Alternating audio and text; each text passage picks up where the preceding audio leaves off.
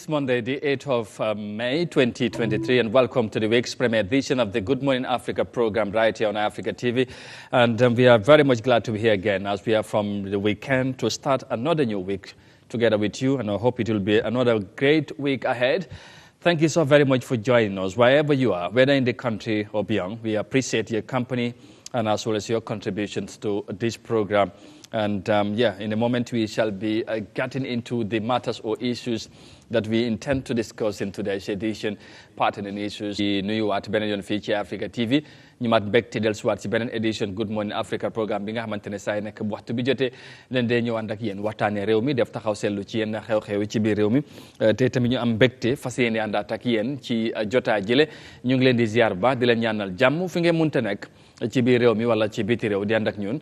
ci jotaay bi waaye surtout tamit ci safo bi ak ci kóolute bi incha allah léegi-léegi dañ yekk si ponk yi ñu fas yéene waxtaanee ci jotaay bi waaye nañ ci profito ñaanal ñëpp jàmm surtout ñi nga xamante ne ñu ngi tawat nekk ci kër yi wala ci hôpital yi fu ne ci réew mi ñu ngi leen di ñaan yàlla ba ñaan yàlla mu delloo leen seen sago noonu tamit la ñoo bàyyi xel ñi nga xamante ne ñu ngi am nattu nekk ci kaso yi fu ne ci réew mi waaye surtout ñi nga xamante ne ñu ngi fale ci Mayatu Central Prison di ñu bàyyi xel di ñu wettali ko suba bu nekk ñoom tamit ñu ngi leen di ñaanal yàlla ba ñaan yàlla mu teggi nattu yi yàlla mun na ko yàlla def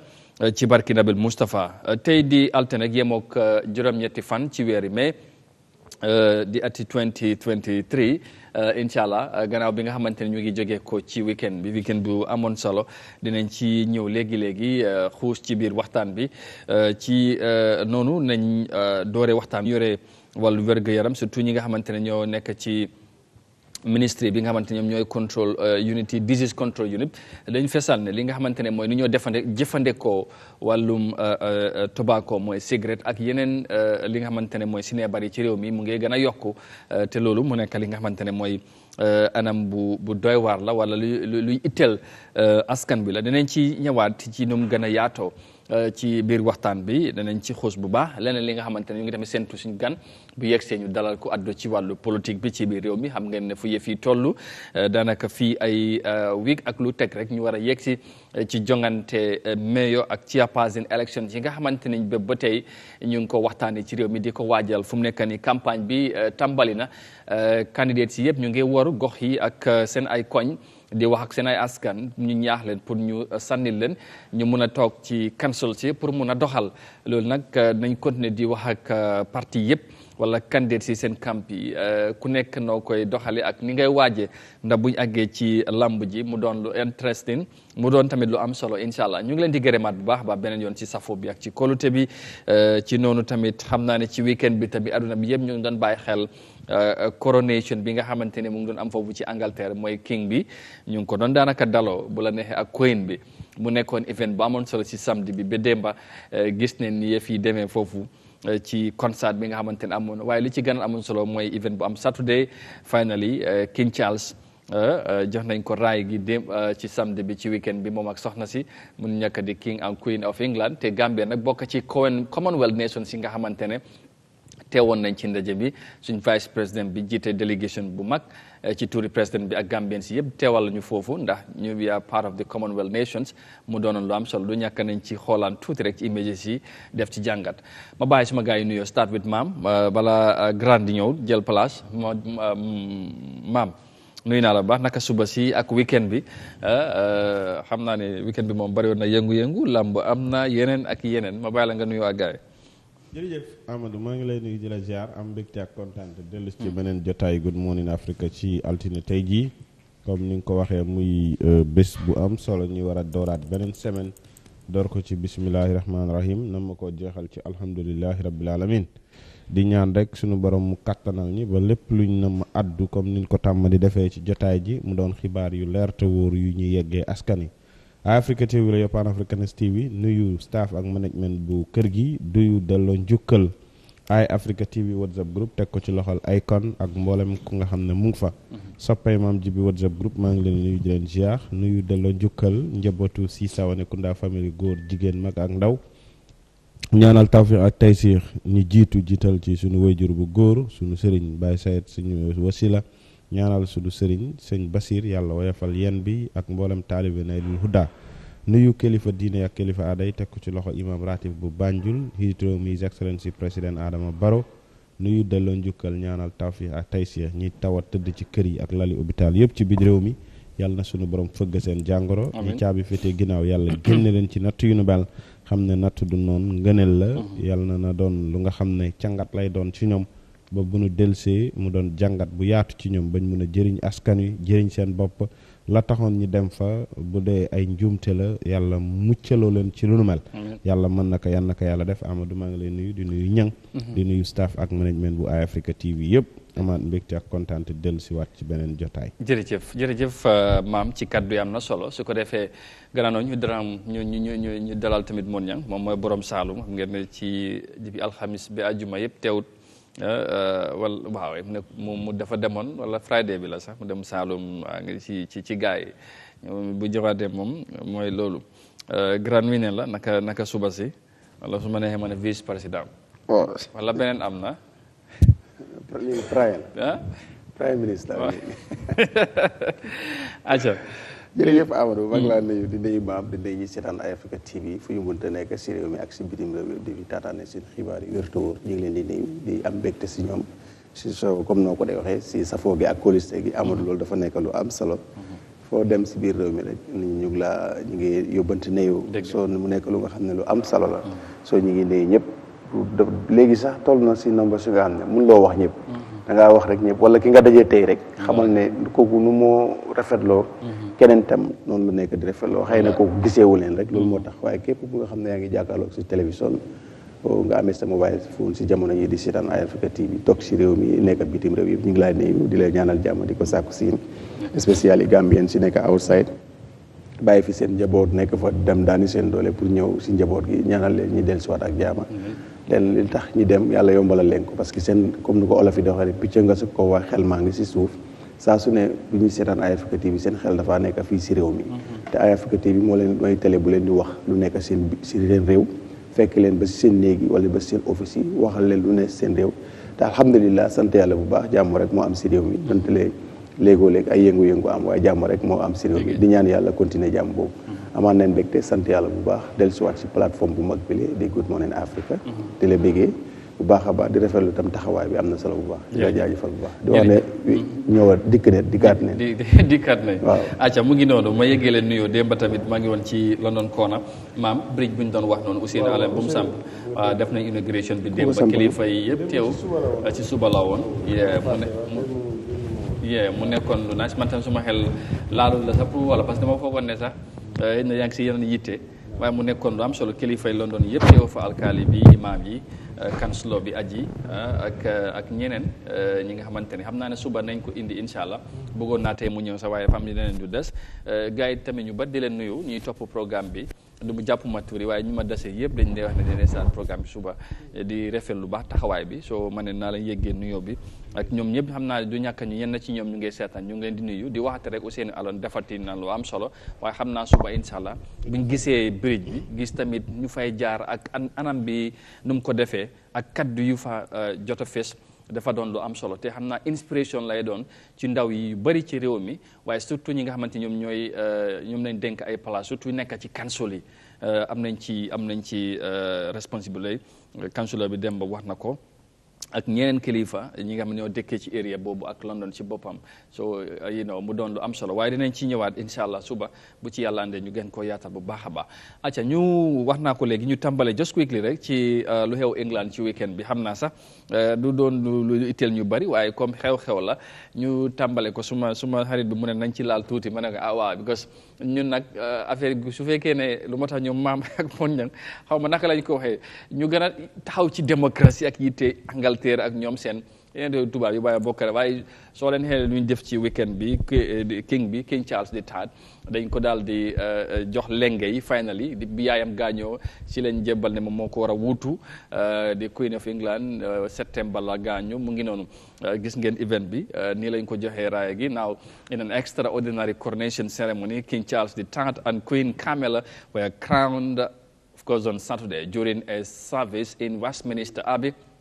attended by thousands of people from 28 countries. Now, while Charles became the king on the death of his mother, Queen Elizabeth II, last September, the coronation on Saturday was the formal crowning of the monarch. Now, the service was a profoundly religious affair, reflecting the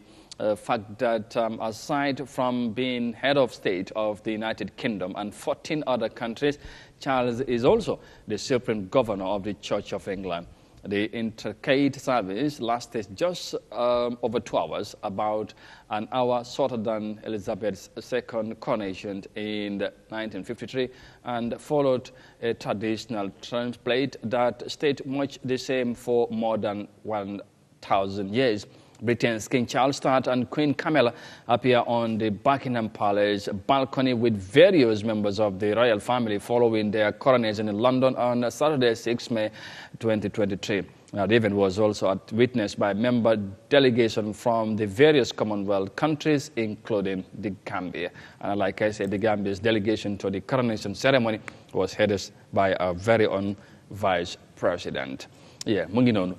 just quickly rek lii lañ ko doon xaar waajal nañ ko nag dafay yaayam gaañu septembre ba léegi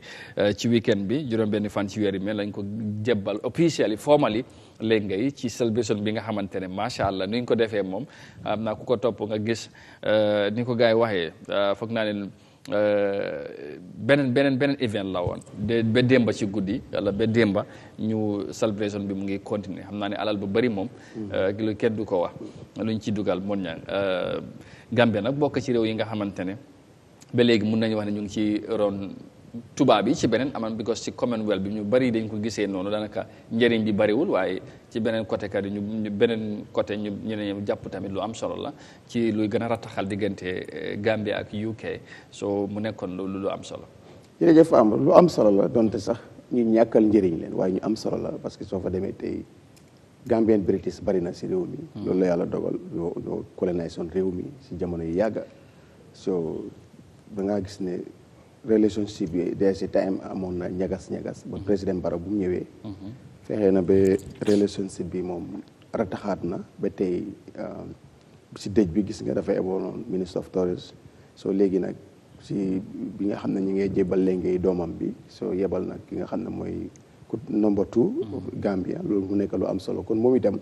respect na diggante Gambia ak Angleterre ba relationship bu si nekk mu ngi wone mu ngi koy jëmmal ba pare mu ngi wane ne lu tax mu war a tax mooy suñu xewlee ngay dem di fekk léeg-léeg def si am solo bu baax te nag du mun a nekkal lu juste parce que foog mu nekk loo xam ne Gambie dina si gagné dara because du problème mooy ne Gambien bi ñoo xam ne ni léegi ay doomi Angleterre lay ñu ngi fa soo ñooñu rek war naa tax nga a taxal diggante ba dem ak ñoom yi ñëw soo rafetlu nañ jéego bu si président bi def yebal ku toppa si ko vice président bi mu dem atteindre programme bu mel ni nga xam ne adduna daanaka 28 country nga wax fa na soo ñu ngi fa nekk na lu am solo soo leneen li mooy ne nangutoo rek mu am solo because xam nga ne lii moom léegi ana waa démocratie waaw am na sax ñi nga xamante ñoom ñu doon protest keroog ci bés bi bu ñu doon def lii am na ñi nga xamante ñu doon protest parce que ñu ne ñoom gëmuñ lii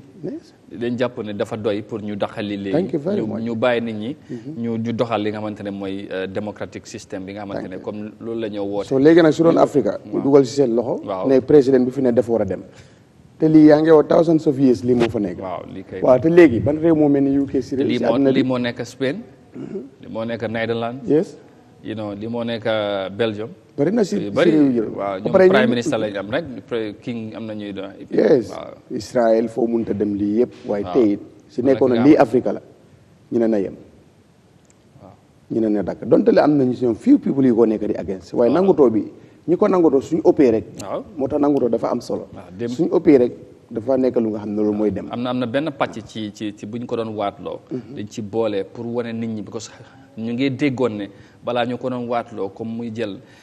am na ñuy laam-laame est-ce que lii war nañ ko continuer mu nekk Angleterre wala doy na pour ñu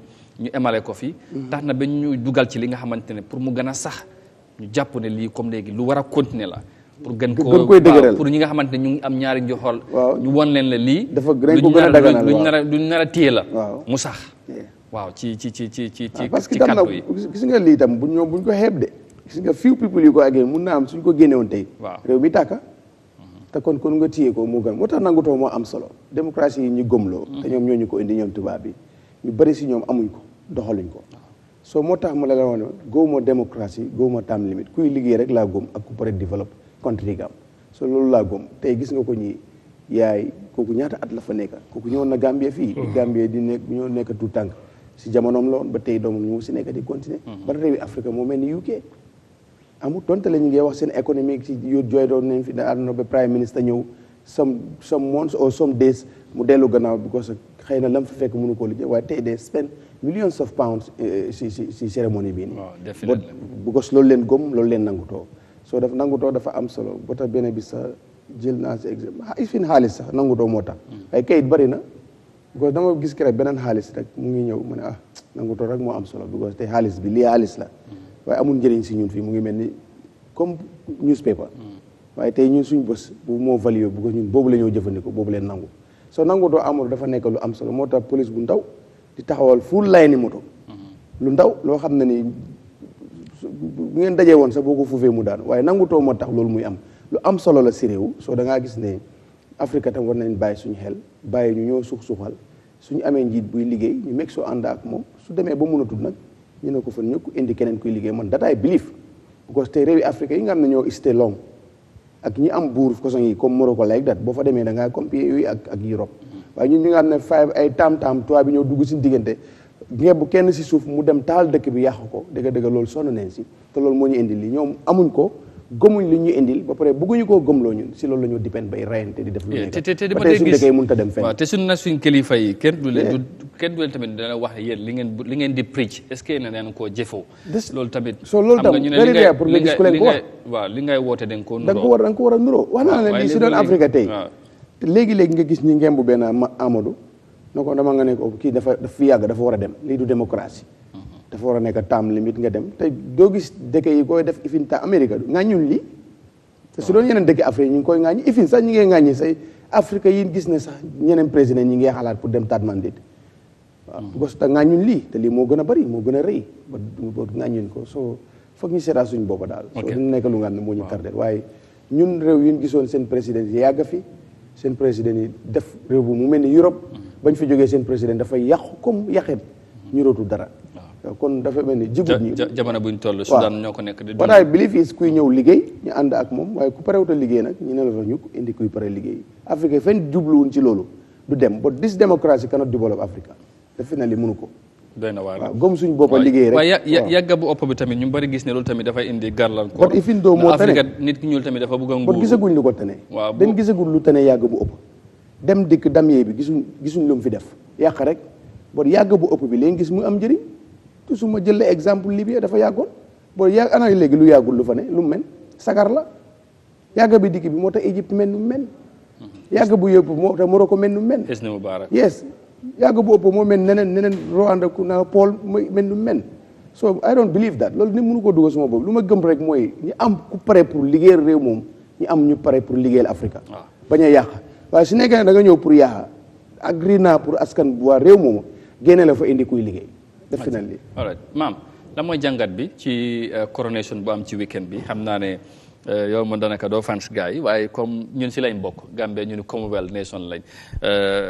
former régime bi président Jammeh génne woon ne Gambie waaye président Barrow bu mu ñëwee dañ ñu dugalaat ci foofu ñu bari wutee ci gis-gis waaye li ci mën a am solo amoon nañ ci délégation teewoon na waaye soo xoolee event bi yëpp am nga tamit lu positif loo ci mën a jàngee mooy discipline bi ak nit ñi ñoom ñëpp nuñ ci àndee organisation bi nu mu rafetee ak mel noonu nga xam ne tamit comme mën nañu ko waxee ànd rek moom moo am solo ñoom ñëpp dañu ànd nangatoo organisation bi ñu defee ko ni nga daanaka doo ci gis benn mistake lépp luñ teg nga ne gong so loolu discipline ànd gëm tamit luñ doon te nga gis ne yëfi diine fees ci lool yëfi aada li nga xamante depuis ci 1000 years ago ñu ngi koo def ba léegi ñu ngi ko maintain ñun tey fii bu ñoo def suñu indépendant daanaka suñu old système bi yëpp daanaka léegi cultural living bi yëpp du dee feeñ daanaka yëpp dañ ko xalan bàyyi toppa modern système bi rek waaye ñii dañ la woon ne fàttewuñ démb ba léegi te loolu dafa am solo. waaw jërëjëf man foofu sax laa bëggoon a waxee mooy ci aada bi aada bi moom ma ci ëppal solo tey gis nga fasi naari góor yi lan la lay wan mais aada la nu gëm ñooñu ëpp ay luxurious waaw buñ bëggoon kay ay buñ bëggoon tey mën nañoo use sax li nga xam ne moom moo nekk hélicoptère wa mu def li nga xam ne mooy cérémonial bi yëpp waaye soo xoolee image bi ma gisee fasi naari góor yi dama ne gars yi ñu ngi nax te ñun ñu ngi toog toppaleen ci ñoom liñ doon te wanuñ ñi ne ñoom loolu lañ gëm wana sàn nga mooy western modern life bi nga xam ne tey xam nga ñaari fas yi li tax ñu takkaleen ñu ngi lay wan ne queen bi naka king bi ak queen bi mooy jabaram moo tax ñu wan la ñaari fas yi gis nga ñaari fas lañ takk ci li nga xam ne moom moo nekk watiir yi yeneen fas yëpp kenn nit moo leen war te ñaari fas yi fas bu nekk kenn mënoon na koo war te diggante bi yëpp wala diggante bi yëpp dañ ko dox non dañ ko dox loolu laa la wax ni takk der yi dañ dox ñeneen ñi toog ci li nga xam ne moom moo nekk lii léegi nag fas itam boo xoolee ñaari koola kese lañ am fas yu weex ak fas yu ñuul ak yeneen yu nga xam ne ay jébbalan onasan muy xëcc yi nga xam ne yooyu yu ci ëpp xam nga fas bu ñuul bu demee bay màgget day weex onasan waaw noonu lañ mel ñoom naturel yi waaye loolu yëpp tey ana ñun suñ culture as African waxuma la rek Gambia de waaye as African as a continent xam nga tey am na yeneen réew yi nag yu koy jëmmal bëri for exemple soo demee South Africa nga dem Ghana Nigeria ñooñu dañ ko gëm Ghana bu ñoo def seen independent président bi bu ñëwee buy wàcc dana am lu nga xam ne noonu la gars yi dañ ko ñëw seen buur yi ñëw di ko teeru jox ko ay lekket ak yeneen lifin yooyu wala ñëw wis ko lifin parce que xam nga tradition bi dafa bokk ci ñoom te dañ ko gëm waaye ñun nag fii dafa mel ni Gambia dañ xala bàyyi def ñun moom independent bi suñu lee modern système bi rek ñëw maaj pass bi xanaa boobu te boobu moom maaj pass bi sax loolu yëfi takk der yi pour gars yi bu ñoo yëngal tradition bi fekk kilifa yëpp tasaaroo dem loolu laa la wax ni non ñu nga xam ne ñoo dee MC sax ñoo leen dee wax na gaaw ana sàng léegi nag yow tey mu leer la ne li tax ñu ne nit mooy mu xam kan la doon te li tax nga xam sa bopp ñaar rek moo ci ëpp solo mooy li nga xam ne da nga ko fekk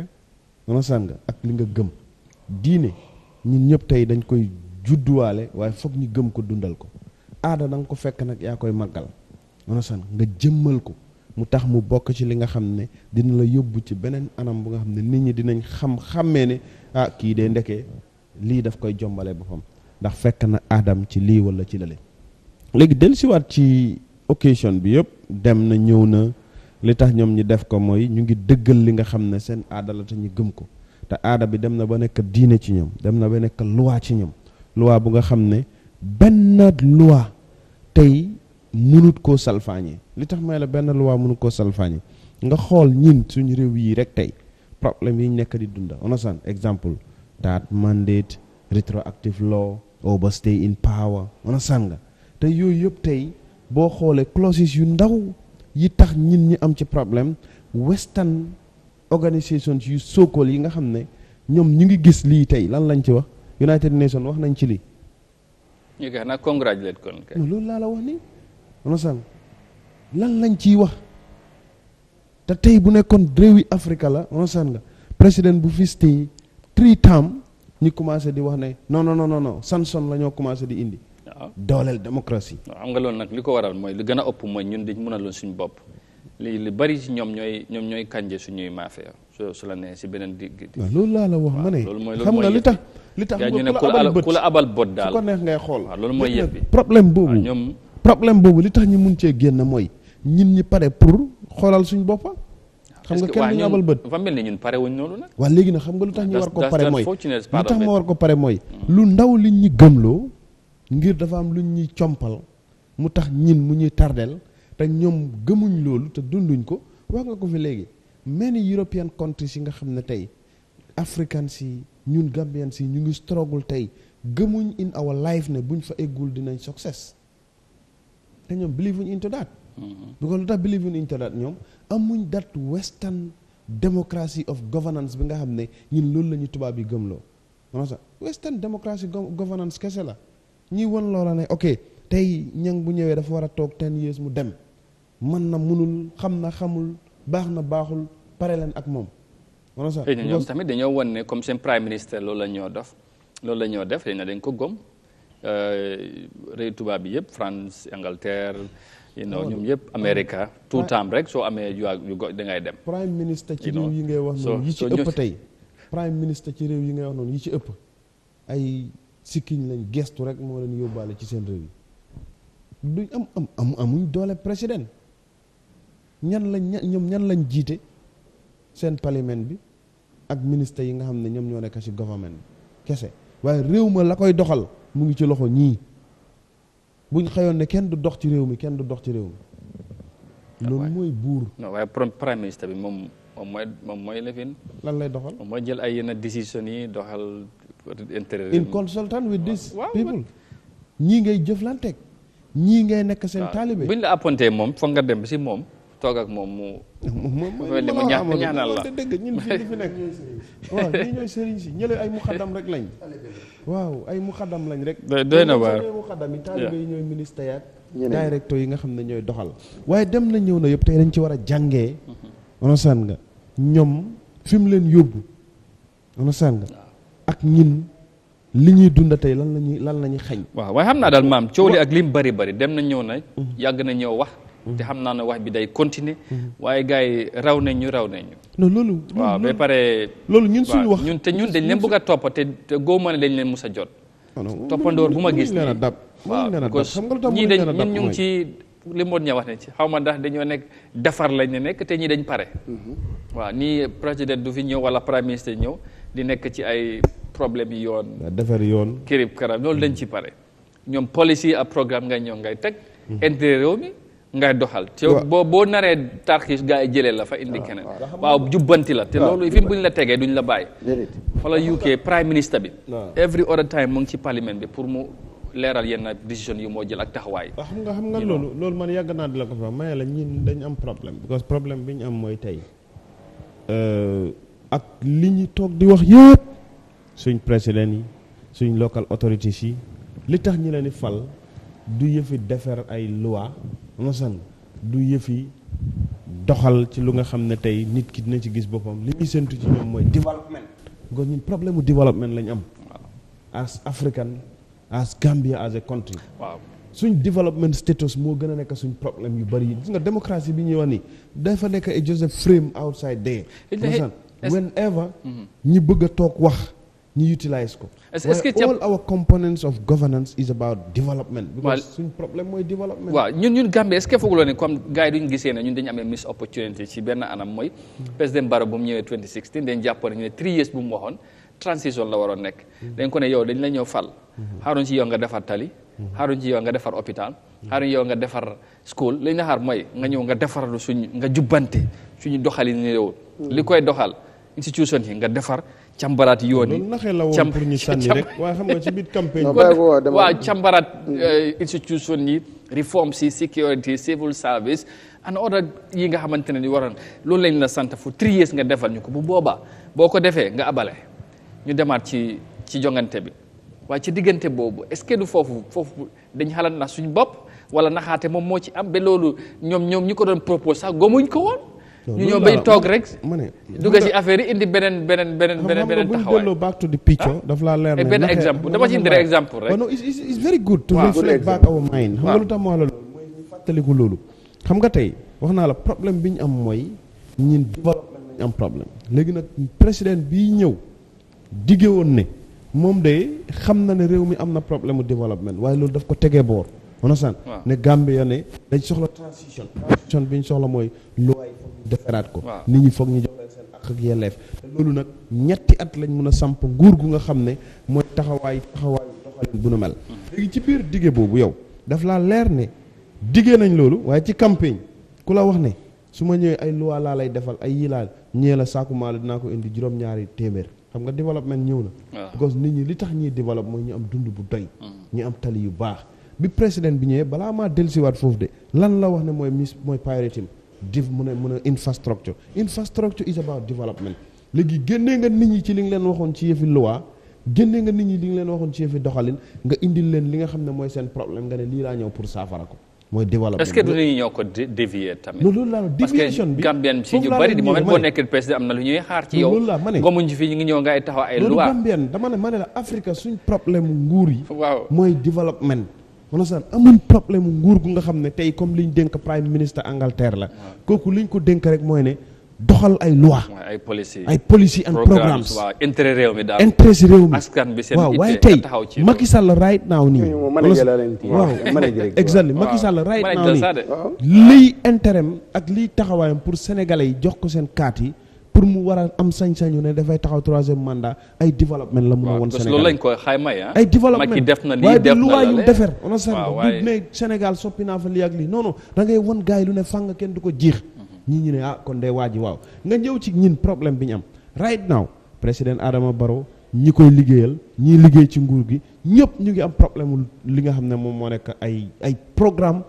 ak ay loi yu nga xam ne ci biir réew mi loi yu bon la ci doxalinu nguur onasan te ñoom mënuñ ci dara ñan ñoo ci loru man ak yow onasan nga ñëw tey ci li ngay wax ci defar loi rek de bu fekkoon defar loi mooy liñ santoon suñ nguur yi retroactive law bi nga xam ne tey moom rek moo sànni suñ draft constitution bu ees bi ndax waroon naa am bu dee defar loi rek ak programme and policy lañ doon xaar wala diggéeb 3 years ba onasan nga moom moo nekkoon taxawaay bi retroactive law bi nga xam ne tey moom moo tardel new draft constitution ak constitution utee gis-gis moo ci am waaw utee gis-gis bu amee intérêt la parce que liñ jàppoon ne loolu la ma ne utee gis-gis bu amee rek interest taxaw na because interest bi mooy ne kii buggee na fii kii buggee na fële waaye bu fekkoon nag ñëpp benn jubluwaay bi lañ am interest réew mi waaw exactly ñëpp benn jubluwaay lañ am ne interest réew mi waaw loolu laa la wax waaye xam nga li ci gën a fës man nangu naa ne constitution boobu man suma boppa sax bokkuma ci ñu ko support understand nga because constitution bi dem naa through the constitution gis naa ci lu bëree bëri lu nga xam ne man sax gëm naa ne mënoon na maa sànk ëllëg ma toog sax ñu ne ma yow juddawuloo si réew mi wala nekkuloo doomi réew mi wala nga bokk ak nit sax diine mu xëy sampa diine bu ko neex mënuloo si dara understand nga te loolu yëpp mu ngi woon ci constitution bu nga xam ne bu ees dañu indi ko waaye li ci gën a fës ba tax ñi ni nañ ko sànni mooy retroactive law ku la ne woon 3 at laay am onasan nga ne ko ne juróomi at yu njëkk yi nga toog de onasan nga dañ koy compter ci limu sa fukki at nga ne non juróomi at yu njëkk yi dañ koy neenal kon ana programme an police quinquennat ak mandat mooy quinquennat Macky Sall bi rek diggee woon ne 5 ans boo ñëwee kenn du fi def niil ne pas waaw mu ne léegi premier 5 ans yi bokkul xam yu bokk ci 7 ans yi gars mi loolu la ñëw but anyway acca mu ngi noonu ñu wéy loi yi moom gars yi ñoom ñoo ko dee tegge lu leen neex rek waaw pour bañ a leera waaye bu bëggee yëf yi leer su àndeek ki koy tëgg bu àndeek développement sax jar na ko waaye bu li si gën a bon tëgg loi yi nga xam ne yow amuloo njëriñ réew mu nga jiite di boloboloo réew moomu loolu moo si gën a doon musiba nag waaye su nekkee ne sax ak liis kii def pexe moomu gis neen lu mu fi def comme lu maam waxee ne am na duut ay leneen waaye développement moo tax ñiy xalaat pour mu continuer loolu jar na ko sax waaye dëgg nag dëgg luwaa rek pour stay sonal sa askan waaw parce que loolu tamit waaw because constitution bi moom xaw ma nag ñen ñoo ci doon mer waaye xam naa ne moom ñu fere woon ci wàllu yoon ak yoonam justice bi moom ñu ne moom ñooñu moom joji si ñoom seen affaire baaxoon na trop waaye far affaire yi demul trop but anyway ñu wéy wax ci leneen wax ci wàllu sinébar mooy wala cigarette ci réew mi mooy tobacco ñi nga xamante ne ñoom ñooy non communicable disease control unit bi ci Ministry of Health dañ génn jàkkaarloo taskati xibaar yi wax ci nee na ni nga ko jëfandikoo ci réew mi dafa yokk wala ni moo demee concern la su ko defee nañ ci ànd ak report bi déglu kaddu yi dañu def ci taxaw seetlu jàngat nag bu yaatu parce que nag kuy toog cigarette xam ragal na mun na la pousse ci leneen bu fekkee ne bàyyiloo ci xel ba te loolu gis nañ ne mu ngi am impact ci bari surtout suñu ndaw yi jamono ji. Now let's move on because the senior health officer at the non-communicable disease control unit of the Ministry of Health said tobacco use prevalence rate remains very high in the Gambia. Therefore, Singate said the tobacco product come in the different forms, with the most popular one being cigarette and electronic smoking machines called Caesar. Now, Mr. Singate made this remark during a media briefing on the level of achievement in the implementation of a one-year tobacco policy action for Africa, also known as the Tufafa Project. Mariama Cham tells us more of that in this report. Tobacco is the common name of several plants in the genus Nicotiana of the family Solanaceae. Tobacco is a plant that contains nicotine, an addictive drug with both stimulant and depressant effects. Its leaves are used to make products that can be consumed in different ways: smoked in cigarettes, cigars or pipes, smoked in loose form in hookahs or water pipe. The National Action Plan on Tobacco Control aims to reduce mortality and morbidity related to tobacco use by preventing the use of tobacco products, promoting cessation and protection from exposure to environmental tobacco smoke. Despite its regulations, the senior health official reveals that the products are massively in use in the country. He mentioned among the most popular ones in the Gambia are cigarettes and shisha. He was, however, quick to add that these are products that kill easily and affects one's health. The prevalence in the country is also very high. It causes a lot of death and it causes a lot of disabilities. But first, tobacco is a product that is processed into different products, and the most popular one among them is cigarettes. We also have electronic cigarettes, which are also on the increase in this country, even though the Act frowns at it. It should not be imported, it should not be sold, it should not be used in this country. But we are seeing it is coming into the country. Another one is the pipe, the one they use. They call it pipe, tabanda, locally. And there is another one, which is a new invention of the industry, and they are marketing it heavily in low and middle income countries like the Gambia. That is shisha. You go to most of our restaurants, our hotels, even on the streets now, our young people have shisha and they are enjoying themselves. They think it is fashion, it's luxury, when in the real sense, it is something very deadly. It kills them.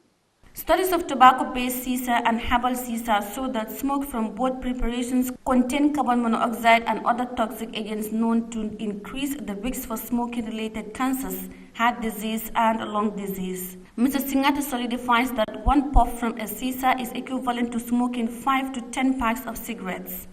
The amount of tobacco consumed from one shisha session, according to studies, is equivalent to between 50 and 100 sticks of cigarette.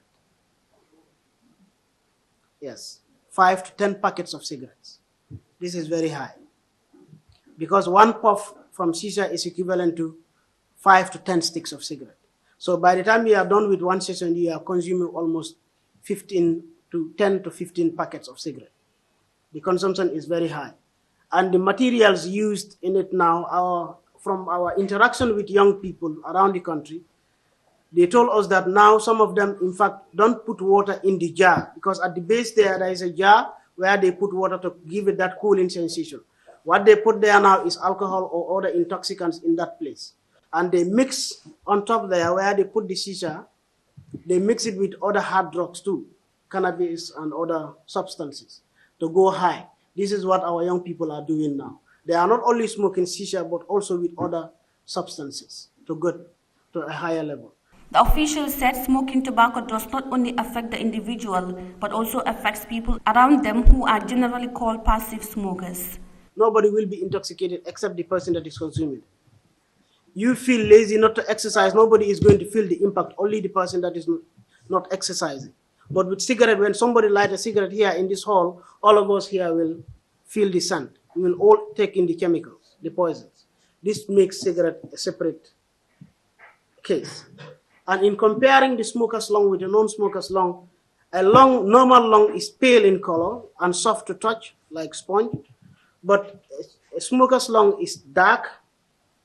like charcoal, and hard to touch because of the tar that is attached to the air sacs called alveoli, which makes breathing very difficult for smokers. The Management of Sciences for Health in Nigeria is supporting the Gambia to enforce 3 provisions of the Tobacco Control Act, which include a smoke-free environment, the ban on tobacco promotion, advertisement and sponsorship, and the graphic health warnings. Annually, around 8 million people die from diseases caused by tobacco use, including about 890,000 from second-hand smoke exposure. Smoking kills 33 to 50% of all those who use it by an average of 15 years prematurely. Reporting for Eyeafrica News, I am Mariama Cham. Well, thank you, MC. Thank you for the report. And on this tobacco-related issue, it's really a concern, big-time concern, if you like, for the country, because the usage of tobacco, cigarette in particular, and of course, shisha also is becoming, it's really becoming more of a a concern. In fact, it's not, common, but it's already a concern to all of us. And its usage is really increasing very high, as you heard from Mr. Singate there. So what can we do as a country? Do we need laws or regulations, strong ones, or stiff regulations or laws that can deter our people, especially the young one, to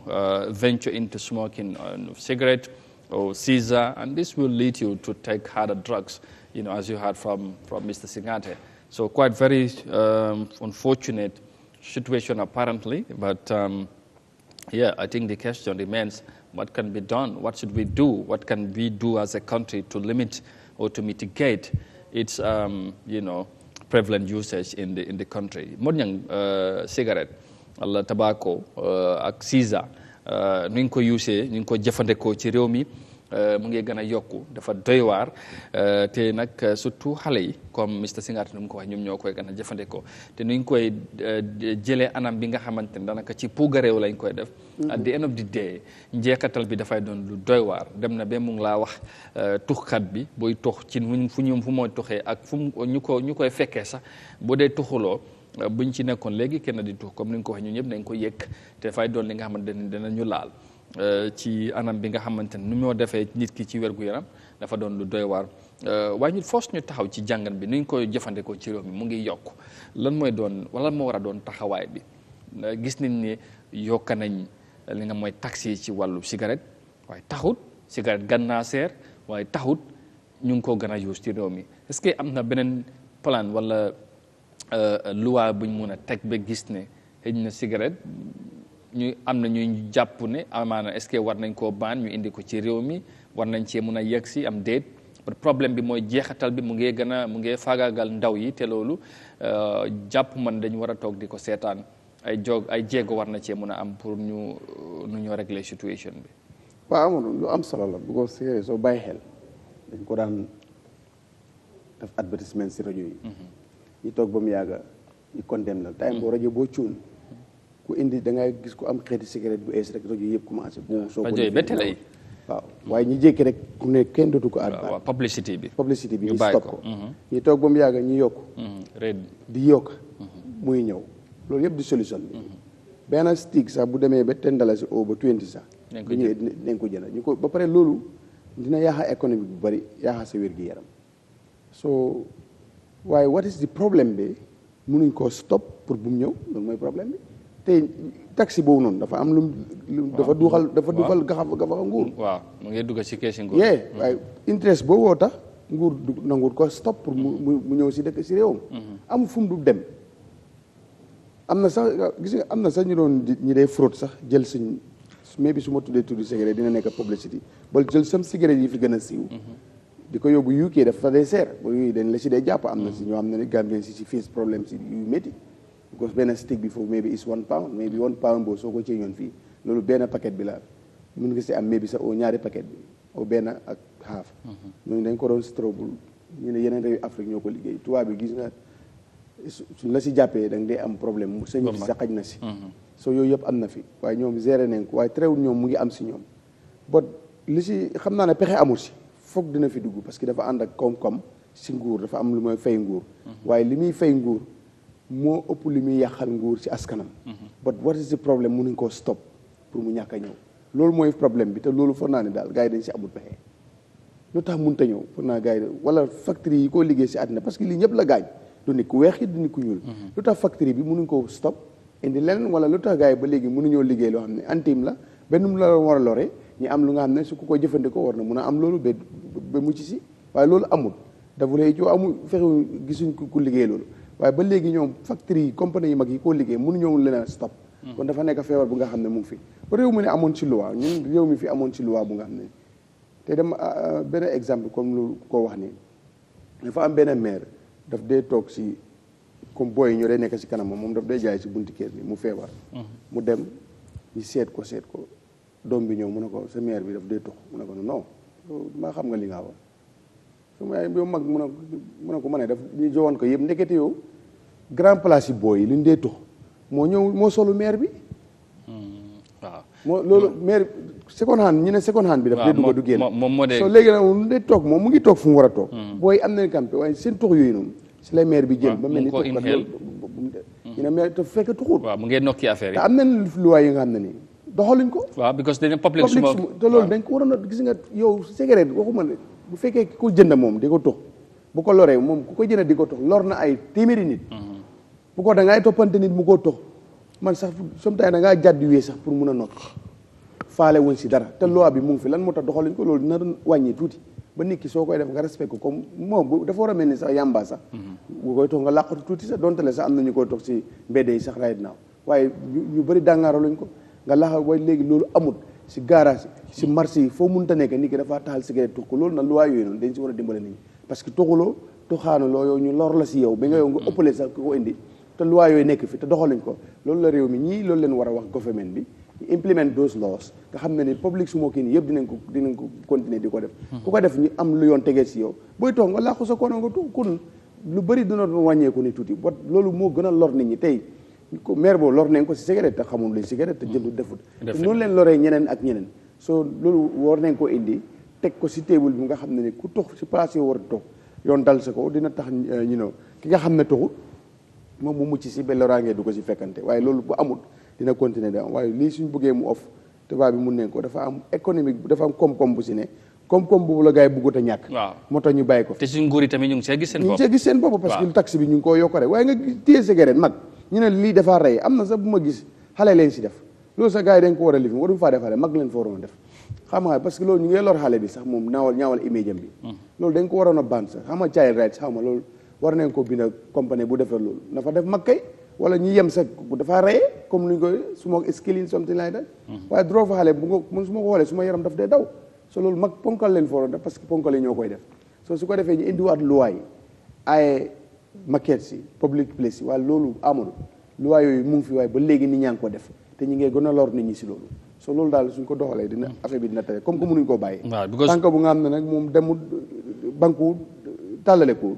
te nanguñ koo dog su ko defee nga utal pexe ñi ko deful ñoom ñu mucc waaye suñ ndaw yi nuñ koy usee parce que boo demee ba min cigarette bi nga dugg si sisa bi nga jógee ko si sisa bi da ngay dugg ci yeneen yi nga xamante ne tey gis nga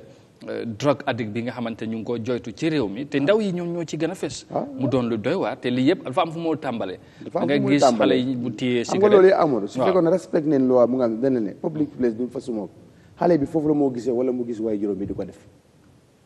parce que mun naa ñëw nga gis si garas ku ñëw taal lifin xale bi ñëw si garas daf ko def nga dem si table bi jënd ko fii léegi waaye su fekkoon ne serious nañ si loi bi ne public place yi xale bi bu gisul bayam bu fekkee ne waaye juróom def ko mun na see mucc ba su fekkee ne yow sa papa mu ngi ko def loolu am nga 100% pour mun a toog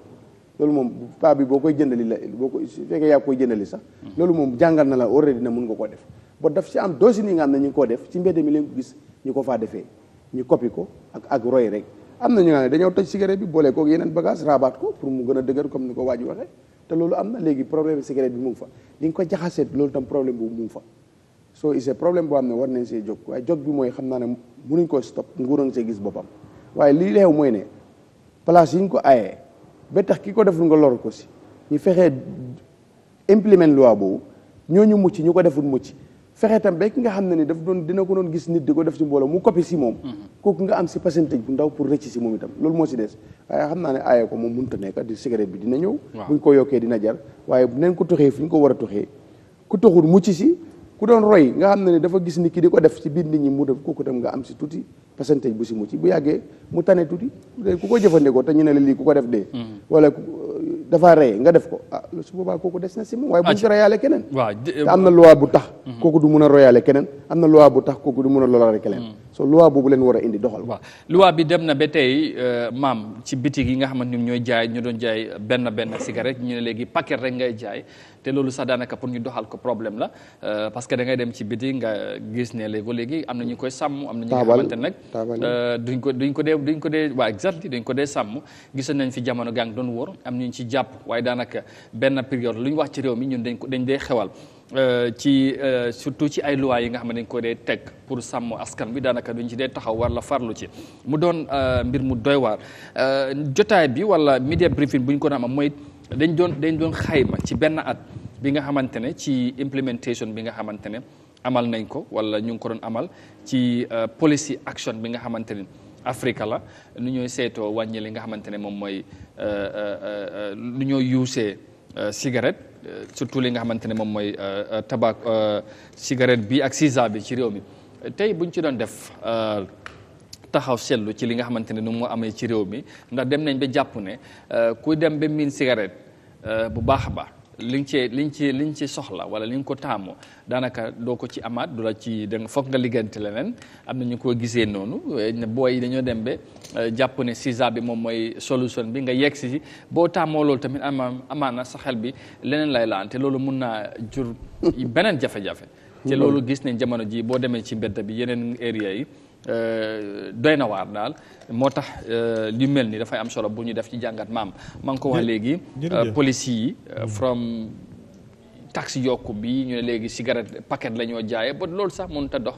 public smoking bi waxi noppi waaye ndaw yi ñoom ñoo ci gën a am jafe-jafe surtout am na ay kilifa yi nga xamante tamit dañ koy use waaye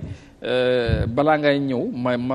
ma yokku si ne waajur yi tamit ñu bari dañ ci dee contribute parce que da ngay dem ci biti nga gis xale yu ñoo yónni waaw ma la xale yu góor sax xale yu jigéen sax léegi ñu leen di yónnee pour ñu jëndal leen cigarette. waaw loolu moom waajur yi dañ ci dee play rôle bu rëy. waaw defe naa ne tey lu mel ni cigarette wala lu mel ni Sénébar ni ñu wax noonu la bone ku nekk xam na ne ki koy jëfandikoo boo ko gisee ak lu mu mënta am. dafay feeñ ci li nga xam ne moom moo nekk image am. loolu rek benn jàngat la ñaar comme ni ko ña ngi waxee léegi. fu naa ne cigarette boo xoolee paquet bi gis naa comme li nga wax am na jamono bu nga xam ne ñi day xeex ak yelleefu xale yi ñaxtu woon nañ ci loolu bañ ko génne woon léegi benn adulte lañ fa def ku nga xam ne ku mag la understand nga màgget lañ fa def comme mujjanteelam understand nga waaye loolu yëpp ci suuf ñu ngi la won ne it kills smoking kills understand smoke kills mooy ne cigarette tux daf lay rey waaye terewut ba léegi ñi koy def ñoom bànneex lañ koy defee. waaw am na. understand saa yu ñu lekkee ba suuru naan ba mandi tux cigarette. understand dama ci gis ñu nga xam ne sax dañ koy boole ak yéey góor wala yéey bitak wala leen. mooy rënd bi. waaw wala saa gars yi ñu ne mooy rënd bi. wala leen saa lii yéegu na de. mooy rënd bi loolu la gars yi rawoo ñu ne dugg bi mooy rënd bi lekk nu neexee understand ko biir lu fa dugg sedd nga lekk ba kontaan. understand jël cigarette di. waaw balaa ñooy yegg neexaay lekk bi mooy foog cigarette bi taal. waaw léegi ban parce que addiction la. ba mel ni naan kat ak weeru koor bu ñu def nii rek. buux rek. waaw man dama ko laajtee may leen ne ok léegi feeling bi fan la lan la because li ma xam. yàlla na gën a ump rek. waaw loolu la non addiction la lu mooy addict. boo demee ba addict dara si système bi lay bokk bu ko amul dafa mel ni yow. but my problem is the question dara ma ak sin Amadou léegi dama xam ne tànga lum tànga bu yeggee ci diggante biir ak gémmiñ sedd la te cigarette safara nga téye di xacca. waaw drogue la dugal di génnee. waaw drogue la léegi nag loolu dama dee laaj sama boppa nit ñi I don't know waaye coming back to the topic itself mooy celebration bi jàngat ak taxaw seetlu la. waaw jàngat ak taxaw seetlu celebration dañ doon def taxaw seetlu ñoom. ci policy yi ñoo implement ci benn at. ci policy yi nga xam ne dañ ko teg pour Afrique seet ci doxalin bi naka la ñu demee ba wàññi ko wala li nga xamante ne moom mooy remédine wala fexe mu nuñ ko jëfandikoo mu wàññeeku wala mu jógee ko fi am na ay loi yi ñu teg loolu lañ doon càmbar seet naka la effectif ñu gis ne nag li fees moom ci réewi Gambie mooy affaire yi mu ngi gën a yokk te nu moo yokkoo dafa gën a doy waar waaw xam nga lu tax muy gën a doy waar mooy fii comme ni nga wax la xew rek lañ am gis nga biñ indee loi yi da ngay gis ñu bëri buñ toogee sax si biir nii buñ taalee cigarette ñu mistake sax maa ngi jéggalu sorry baalaal leen ma jóg taxaw na le tuux pare waaye right now marché yi oto yi public places yi foo dem understand ma ne even lawmakers yi implementers yi sax National Assembly baak police yi ak parents yëpp dañ dee tux si biir nit ñi te ñoom ñooy defar luwaay da ngay nekk ak ñoom nii ci biir public gathering nga gis leen ñu ngi tux duñ ko weddi ñoom ñëpp ñun ñoo dëkk ci biir réew mi te ñoom ñooy defar luwaay léegi nag ki nga xam ne tey kooku moom saa yu paree pour tux cigarette wala saa yu paree pour jëfandikoo siisa dafay dajale mbooloo ñëpp taxaw ku nekk di jaay ne maa dàq tux siisa waaw ñu ko def ak plaisir non léegi compétition lañ koy def du plaisir de compétition maa dàq tux siisa di xëcc di mu waaw di xëcc di mënqës boole ko te léegi xale jigéen ñi ñoo ci dàq tux waaw xale jigéen ñi ñoo dàq jëfandikoo siisaa ci biir réew mi loolu dafa doy loolu dafa garaaw. non like seriously gars yi seen pool party yi ñuy def yëpp siisaa mooy priority siisaa bi moom la ñuy njëkk a teg understand nga xalaat yeneen priority yi dem di ko waaw daje soo siisaa moom lan leen di dugal ci biir di sem lii bi non xanaa déggula kii lim la mu ne siisaa bi léegi ematuñ sax jël gaz bi fa nekkoon benn dañuy ndox xam nga gaz bi da nga koy teg ci kaw nga jël ndox li wàcc machine bi di mu wàccee mooy ndox nga fay def waaye léegi gars yi amatuñ foofu sàngara la ñuy def ci biir ndox bi fu nga def ndox loolu te yooyu dafaa ñëwaale waaw goos ndox bi moom ngay mënxa wana sang mu ànd ak siisaa bi nga teg ci kaw muy donj boobu noonu léegi donj boobu noonu cigarette leen ko defaree loolu wala loolu beneen matière la ban gaz lañ ko defaree waaw dara man loolu dafa sérieux loolu dafa garaaw de waaw gis naa xam naa ne daal drogue la parce que li nga xamante ne boo demee donj boobu waaye xam naa ne tam de xam naa ne saxaram bi bari na parce que gars yi bu ñu ko ñoddee ba seen leex yi ne nii ñu puf ko nii booy loolu lan lu mu doon daal waroon nañ xam du yàggut man maa ngi dox ci benn koñ ma fekk yeneen booy yëpp ñu ngi toog benn booy moom comme gën a toxu rek waaw comme gën a tux noonu la mel waaye nag li ci gën a yées léegi mooy tey bu fekkee naka directeur bi mu la ko wax léegi nii monsieur Singate yow démba mën a sàn nga yaa ngi doon avoy ne nit ñi nañ bàyyi cigarette bi because cigarette bi soo toogee ci biir nit ñi soo ko génnee xet bi dafa disturb nit ñi waaye léegi siisaa bi xet bi luy génn dafay neex ba yow mi fa toog sax doo ci am nakar dafa mel ni cuuraay waaw dafay mel ni comme daf day am flavor wala sànn flavor yu nga xam ne yow mi tuxul doo gis doo am sens nga jël ko exact doo am sens ne lii du lu neex wala sànn buñ ko génnee rek yow doo si am sax du la nax da ngay toog rek jàpp sa njaabut because du la naxari comme cigarette bi nga xam ne bu ko nit ki génnee sëxët si rek ngay gis waaye lii dafa ànd ak feeling bu nga xam ne yow mi ko tuxul sax feeling bi daf laa dugga because directly da nga ko brief da nga ko dee noyyi wala sànn léegi nag te léegi li ngay noyyi noonu ñu def sàngara ci biir li nga xam ne moom moo nekk ndox bi wala jël taay wala sànn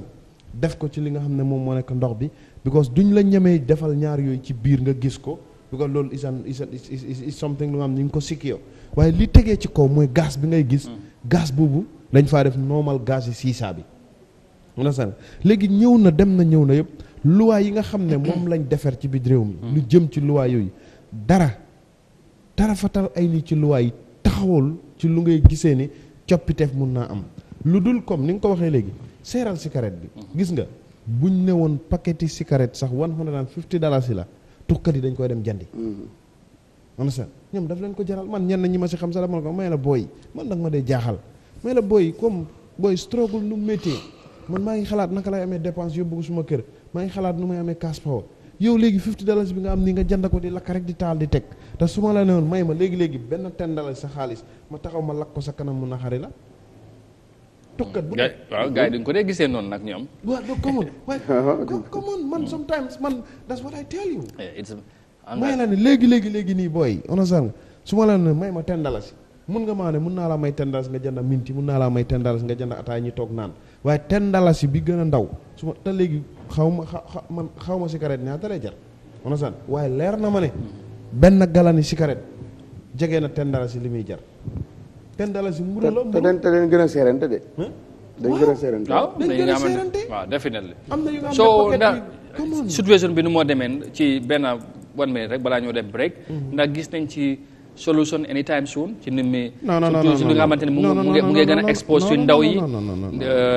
because drug usage bi ci country bi ci réew mi moom is overwhelming xam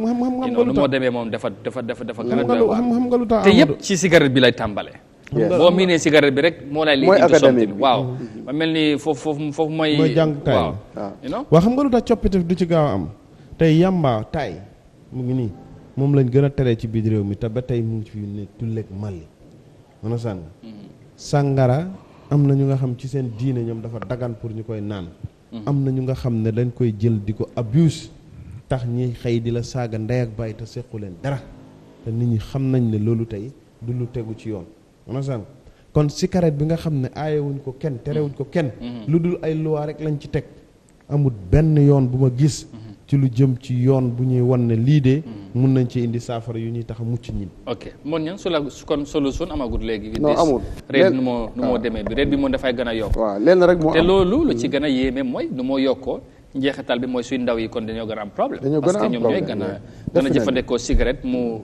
pour liit lo ci leneen ngay laal yeneen hard drugs yi nga xamante mënoon a tax sax mu jural la yeneen jafe-jafe yeah of course because soo demee tey xale bi tey kuy jaay si banditisme yu ndaw mbocc yi cigarette la ñoo njëkk commencé tux donc foog na ñu ngi si ndam because boobu life bi foofu la dañ njëkk a dugal after cigarette bi nga commencé tux yamba bi after yamba bi nga commencé fóon foofu la problème bi di ñëw spécialiste si garage yi leen rek moo si am pour musal ñu ko defu tuuti musal leen tuuti mooy loi yi indi woon buñ ko nit ñi def si public place ñu implement ko loolu dina tax ki ko defut moom mu mucc benn moo see mucc si ñu ko defut ñu am si pourcentage bu ndaw si yàggee ñu jërëm wat ba lu ko stop loolu teg gisaguma ko si table bi lii tax xale yi di continuer di gën a yàqu loolu daanaka moo gën a nekk si table bi den lu ko stop waaye loolu yëpp nag pour nga jéem a musal ku si bokkut moom loolu mooy ngi implement loi si sam naa suñ ko defee dina tayalloo sax keneen ki mu ba mu bàyyi ko loi dafa am solo doxal waaye bu fekkee mu ngi tegee doxaloo ko amul njëriñ réew mi nag mun nañ wax ne ëllëg ñi def ko léegi sax askan bi dañ ko miin suñu aaya dana ñu ne bàyyil 1 week looy Gambia la 1 week rek mujjee so loolu mooy problème bi moo tax waaw all right thank you Mon Ñang amaan na nañ ci gën a mën a ñëwaat ci waxtaan bi te xam naa yéen ñuy seetaan am ngeen ci gis-gis ak jàngat bu yaatu ci li nga xamante ne mooy ci cigarette ñu ngi ko jëfandikoo ci biir réew mi wala ak yeneen substance yi nga xamante ne dafay am jeexital bu doy waar ci dundin ni askan bi ci réew mi waaye surtout ndaw yi nga xamante ñu ñooy koy gën a jëfandikoo te dina boo laalee cigarette ñëw si 6 ans moom moo la dugal ci yeneen yi nga xamante ne tey mun naa indi yeneen loraange yi nga xamante ne ci doomi adama bi ci boppam du doon lu gën ci nit ki sa wér gu yaram ci yeneen anam yi nga xamante ne tey ñu ngi ko gis ci mbedd yi ñu ngi ko gis suñu ay koñ yi ci communauté yi ci boppam surtout ci ndaw yi nu ñoo dundee mu doon li nga xamante ne mooy du doy waar du ñàkk bu fekkee ne dinañ ci mën a continuer yéen ñu ubbi line si tamit ngeen ab joxe seen gis-gis booy dinañ jël a short break ñu seet dalal ko bu yegg si ñu continuer jotaay bi wax ak yéen ci mbir mile waa jëlee tamit si seen xalaat dafay doon lu am solo ba ñu jël a short break nañ ñëw léegi-léegi programme bi continuer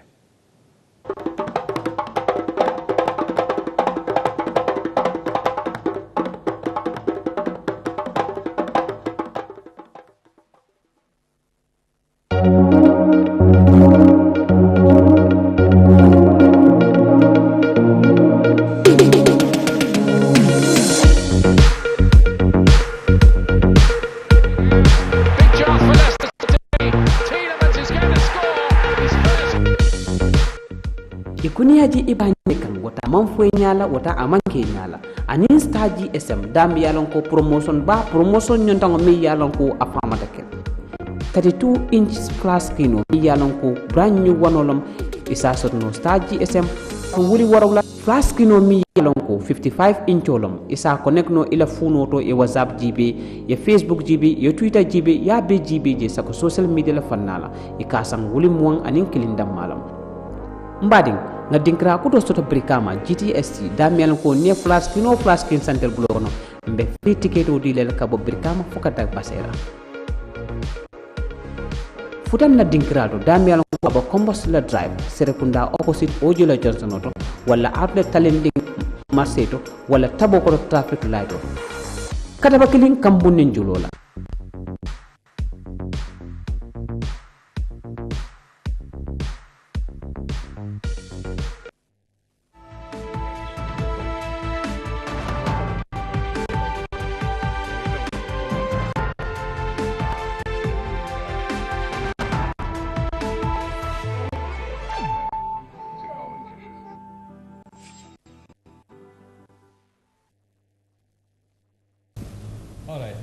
su ko defee ñu dellusiwaat ci second half programme bi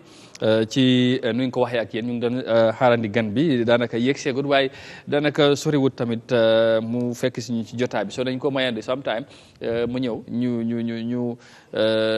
bokk ak moom waxtaan bi war a wax ci géopolitique bi lañ bëgg a soobu ndax si lañ toll léegi balaa moo yegg si rek just quickly dama bëgg ñu waxtaan ak suma gaay ci campagne bi nga xamante ne jamono ji ñu ngi ko amal ci réew mi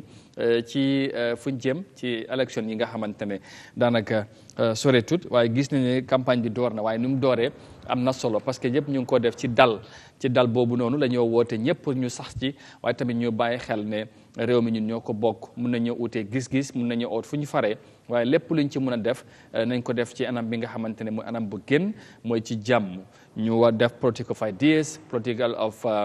programmes comme ni ñu ko waxee bañ ci dugal li ci bokkut parce que tamit politique bi dafay dem bàyyi ñu fii ñun en tant que ñi nga xam ne ñoo bokk lépp bokk ak koñ bokk lépp daal ci réew mi moon ñang ma ngi ko wax balaa suñ gan bi di yegg si rek just quickly ci wàllu politique bi gis nañu candidates yëpp fu mu nekk ne ñu ngi war di ut ku leen di jàppale ku leen di sànnil carte waaye kon nañ ko taamoo ci réew mi coow li dafay bari lool balaa ñu cee dugg waajtaay bi dafay bari waaye at the end of the day buñ ci tolloo mooy campagne bi nomination bi amal nañ ko ci jàmm mu nekk lu am solo 32 candidates yi dégg na am na ki nga xamante ne withdraw na ci West Coast benn ci independent candidates yi dem na endorse ki nga xamante ne mooy MPP CD waaw léegi waa exact waa 32 la woon waa léegi kenn la withdraw léegi mu des 31 so eventually li ci gën a am solo after the nomination def nañ ko ci jaama léegi ñu dugg ci campagne bi loolu tamit right now ñu ngi ko amal ci jaama te foog naa loolu war nañ koo mën a encourage ci candidates yi ak ñu àndal yëpp ñu def campagne bi nga xamante ci dal ak ci jaam. waaw parce que jaama amul dara du sotti. xam nga ne léegi Soudan. waaw ñooñu taluñ campagne. déedéet. parce que lu tax nga taluñ ko jaama nekk ko fa. so jaama nag. du kaas bu tegee fële rek nga ne mu ngi nelee ba mu ngi si loxo ku ne spécial si kilifa yi boo xam ne sooy wax nit ñi dégg la dañ lu mat a bàyyi xel la wel si jamono camping la nekk comme ni ko léegi ñëpp a wiin ku nekk yaa ngi wiin chairman bi au meew bi ku nekk tati wan yooyu yëpp ku ne yaa ngi ko téye waaw yaa ngi téye sa ndam ku ne yaa ngi téye sa ndam waaw léegi nag askan bi moo ko war a déggal askan bi moo ko war a déggal am déet waaw ne la yow tegal ñii la so loolu nag daf si am solo bu baax ku nekk sóoraale si because tey jaama su amul dara du mun a fanson waaw soo moo tax te wax mun na koo yàq mun na koo salfaani exactly parce que ku ne da nga am farandoo am na ñooy àndal ñooñu seen sago mooy yow kenn bu mu la laal kenn bu mu la wallu naxari kenn bu la lifi dama ne réew mi ku fi bëgg a falu am nga loo wax nit ñi ni ma koy defee ni ma ko bëggee suba ba ngoon du jeex. parce que problème askan bi bari na problème askan bi dafa bari. te foo tourné jàkkaarloo ak moom. left and right si sa kanam ak sa gannaaw. kon loolu waxtaanee loolu doy na. bon ñu moytu si xasante parce que am na si ñu nga xam ne kilifa ni leen soo ko xasee mun na nekk problème am na ku nga xam ne ni nit diw daf ko sopp soo ñu teg ko si yoon daal wax li nga yéene soo ñëwee li fi ne su fekkee ñi fi nekkoon la ñoom ñu ne bu ñëwee bëgg nañ yokku cere dolli neex waaye si naka wax ko askan bi wax naa ne léegi nag xam nga yenn élection xam nga yenn palteef leen di ñëwaatee di caaxaan présidentielle bi ak député moo si des yooyu passé na waaye kansul mais chairman right now ku fi ñëw bàyyi force liggéey oo nga na mottu génn fële loolu moom jeex na moom foofu moom Gambien si seen bët eew nañu parce que d'ici ya ni Gambien si xoolee xam seen ak seen yelleef xam seen wareef si ku ñëw fal si kansula bi wareefam askan bi lu ñu si war a am meew bi au chairman bi lu ñu si war a am ma ne ko loolu amul definitely Gambien si buñ siyee woon si présidentiel buñ siyee woon si parliamentary kon réew mi dina change waaye la loo gis rek lu nekk rek si benn la moo dalee Gambien si am nañ si seen bët ubbeeku na si comme ni ko waxee saa ñaa yelee so léegi da ngaa gis léegi nit ñi xam nañ li leen war su ma la falee kansula xam nañ li la war su ma la defee meeyo ak su ma la defee chairman so loolu is very good moo tax this time góob naa ne beneen 5 years bu ñëw ñi ñëw fal bàyyi force liggéey la oo di nga fa génn di nga gis ku fi liggéeyul pétition dina am ñi génne la fa loolu moom pour mu leer te loolu dafa war a am askan bi nekk loolu yëpp nag war na mun a ñàkk parce que war na mun a xool bu baax ku ñëw fal seet kii kan la bañ ku leen falal comme que yow yaay dem tànn di sànni nit ki falu nit ñooñu wala gox boobu wala area boobu ñoo war a seet kuñ bëgg a bët ko warul leen a wax ne kii la non ñoom ñoo war a wax kan la waaye warul leen a wax kii la oo kan la soo su ko defee nit ñi eewu nañ si côté boobu am naa yaakaar dina ñëw si campagne bi ku nekk campagne nu ren sax gis naa ne meeting yi bareegut bu ko dugg si kër yi moo gën a bari waa dootudo te di nga dugg si foofu dinañ la dalal parce que di nga dem si nga xam ne ni mais bi li si bari den la diw de ñëw na fi am na ñu fi ñëw waaye joxe nañ suñu carte waaw dinañ dem dinañ ko seetaat yooyu yëpp mënut a ñàkk waaye si bis ba foog ñu dalal la si tiraanga rek parce que mënut a ñàkk waaye meeting itam xam naa du ñàkk si indi last week bi dina ñàkk ay meeting am kon dem na ñëw na wax nit ñi li nga bëgg a def ak li nga am yéene pour def ak li nga xam ne da nga ko fekk bëgg koo soppi wala ku fi nekkoon lan la bëgg a yokku bu ñëwaatee loolu dafa doy programme loolu wax ko askan bi doy na ak leneen jukko bi Amadou nu mel necessary wut soxla wuñ loolu Amadou bu fi ne sàcc la dafa sàcc dafa ñuul dafa xees wala dafa nangam soxla wuñ loolu yow waxal askan bi Amadou mu fi ne lii la fi def man su ma ñëwee bëgg naa def nangam bu jarale askan bi ñu teg la fa loolu la askan bi soxla te loolu mooy tax jàmm bi continue loolu mooy di 20 nit ñi mun a dem sànni carte si jàmm waaye daal diw nii la mel du nangam dafa sàcc dafa nangam ak nu mënta demee dina leer fii ku fi sàcc léegi àll si nit ñi dinañ ko régler buñ ko régler wu daar afta dinañ ko régler te régler afta boobu sax baaxul régler ko léegi moo gën waaw soo su ko defee daal na nit ñi den wax nit ñi seen programme si liñ yéene pour def den su ko defee wax ko askan bi na balance su boobaa kuñ sànni dañu xam ne kooku la waaye daal loolu laa fa ne da Amadou is the most important thing mooy Amadou mii mu ngi fi lii la leen defal na leen fukk man su ma ñëwee dinaa leen defal ñaar fukk te nga meg soo ne loolu da nga am programme yi tax nga mun a def 20 boobu noonu waaw kii keneen ku fi Amadou mu fi ne te tel la def meg soo ne bu ñëwee mooy bëgg naa def yeneen taati mu tegal ñi lan moo war a tax ñu ne def parce que tey soo ne dama Latrikunda wala si Banjul mun naa fa dem in 15 minutes si moto bi war nañ seen moto bu nga amee ndax war na ko mun am déet waaye su fekkee ne nag yow da nga amee L4 nga ne 15 minutes da nga bëgg a dem Banjul ñëw yow soo ko waxee nit ñi dañoo xam ne yow da nga ñu paree nax waaye L4 bii nii kenn du ko émale 4-wheel da nga bëgg a nag borom 4-wheel bi ne parce que da nga xam ne L4 mënuloo dem Banjul 15 minutes léegi ñëwaat waaye su fekkee ne dañ gis matériel police ak programme yoo teg ne kii 4-wheel la amee automatique la war na mun a am njortu ne su ne mun naa dem Banjul 15 minutes yu nekk ko so yooyu la askan bi war a ñor déglu nit ñi bu baax a baax waaye ñu ban a xasante ban a ŋàññante parce que every case Gambien bi ñu ñëpp benn leen comme ni ko sumale jëriñ daan waxee suñ fi yóbbantee koot bu ñëpp taxawee famille yi xàmme wante so loolu nag na rafet ba tax tey boo ñàkkee sax nga war a oo ki nga doon jongante mu ñëw ñu ñëpp di dimbale Gambie dem kanam acca loolu rek moom moo am solo maam jàngat bi lan la fu ñu jëm soreetut fu mu nekk nii campagne bi door na te campagne moom beneen mbir la kaddu yi dañu bari léegi ñu tamante domu léegi ñu wax lu nekk waaye nag mun nañ jàpp tamit Gambien si électorat si mooy Gambien si ban gan nañoo eew ci wàllu politique dañ dee bàyyi xel ci yu bari tey boo ci doon ñaax surtout candidat si ak seen ay ñooñ ñu gën see bàyyi xel jërëjëf Amadou election is very important and election is all about process te process bi ci lañ nekk right now dem cast vote loolu mooy complete li nga xam ne moom moo nekk election process bi IEC liñ dee def ci counting bi loolu moom dañuy matale rek ñun liñ def waaye fii mooy taxawaay bi nga xam ne buñ ci tolloo ku ci nekk ci ñin dafa am lu mu bëgg a déglu li mu bëgg a déglu mooy programme and policy development agendas ak yu jëm ci yu mel te xam nga wax naa la ko ci ginnaaw tuuti mais la ñun suñ problème wala san Gambia mooy ne suñ administrators yëpp development lañ séntu ci ñoom surtout malaa nag local election buñ ko waxee local election li ci ëpp solo mooy the impact of development towards the electorates wala san nga loolu mooy local election dem na ñëw na yëpp because réew mi tey doxalin ci wàllu li nga xam ne moom moo nekk loi central government lañ ko dénk wala ñoom ñoo ñu war a jox kaaraange gu mat ñoom ñoo ñu war a jox conducive environment buy wane ne tey lu ci ëpp ci doxalinu réew mi de Amadou ak ñang seen xel dina dal pour ñu mun a taxaw ci biir réew mi def seen investment waaye tey local authority bi nga xam ne moo ma gën a jege moo la gën a jege wax nga ko démb li xew London Koona kan moo ko mun a def ku dul local authority yi nga xam ne ñoom ñoo jege seen askan te it was just a campaign promise nga ñëw fulfill ko nayda nag ki nga xam ne yow lañ elect into office nga am all opportunities and privileges nga am all advantages of li nga xam ne moom moo nekk funds yuñ la wan ne yow da nga war a defal sa ñooñ kon ñun development la ñuy xaar ci yow electorate si ñun li ñu war always mooy bu bés bi jotee li ñu war nañ dem ñu matale ko waaye dama ne kenn ci doomu Gambien si tey waruta taxaw election war laa jaral nga noonoo ak sa niti démb wala nga xuloog nit wala mu jaral la nga xeex ak nit xam nga dama ko wax ma ne la exemple tey boo xoolee man dama koy wax Kanifing Municipal Council Pa Modou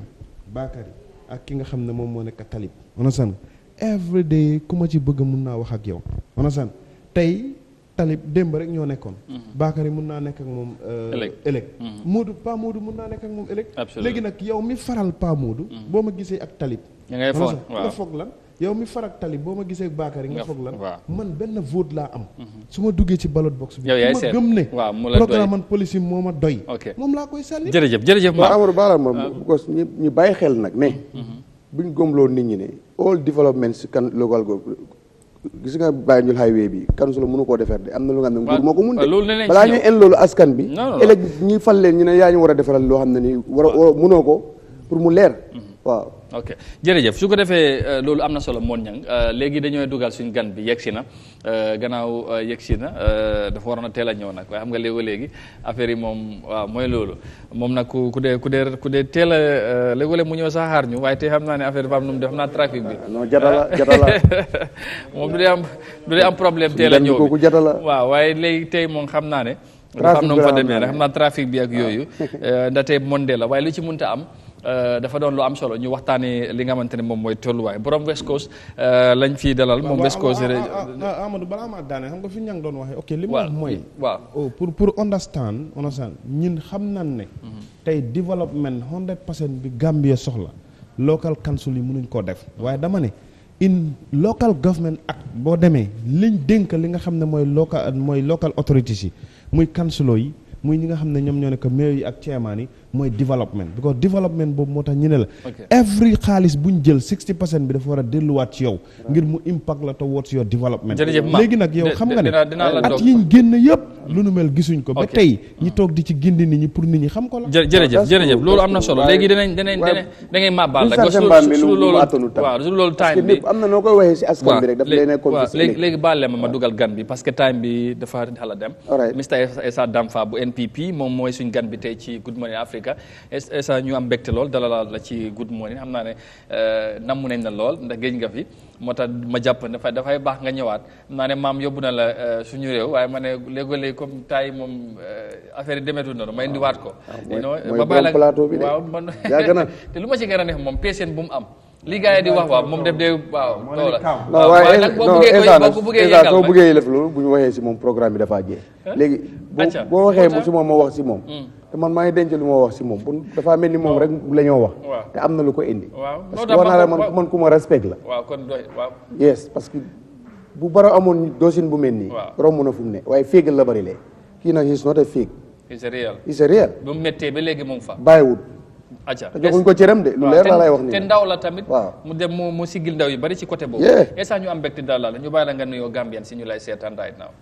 jërëjëf di la nuyu Ahmad di nuyu sa co-panéliste yëpp co-host yëpp Mr Modou Niang ak suma own boss Mam Jimi suñu réew di am mbégte ak kontaante pour ñëw back to my own platform Eyeafrica dama di faral di gis ma boppa all the time in Eyeafrica. Thank you. Because fii daal su ma nekkee fii dama dee feel at home da ngeen ma jox cër yéen da ngeen ma dimbale di dimbale suma parti di dimbale réew mi because ku xamante ne mu ngi jox plateforme ndaw yi pour ñu mën a sokkee seen boppa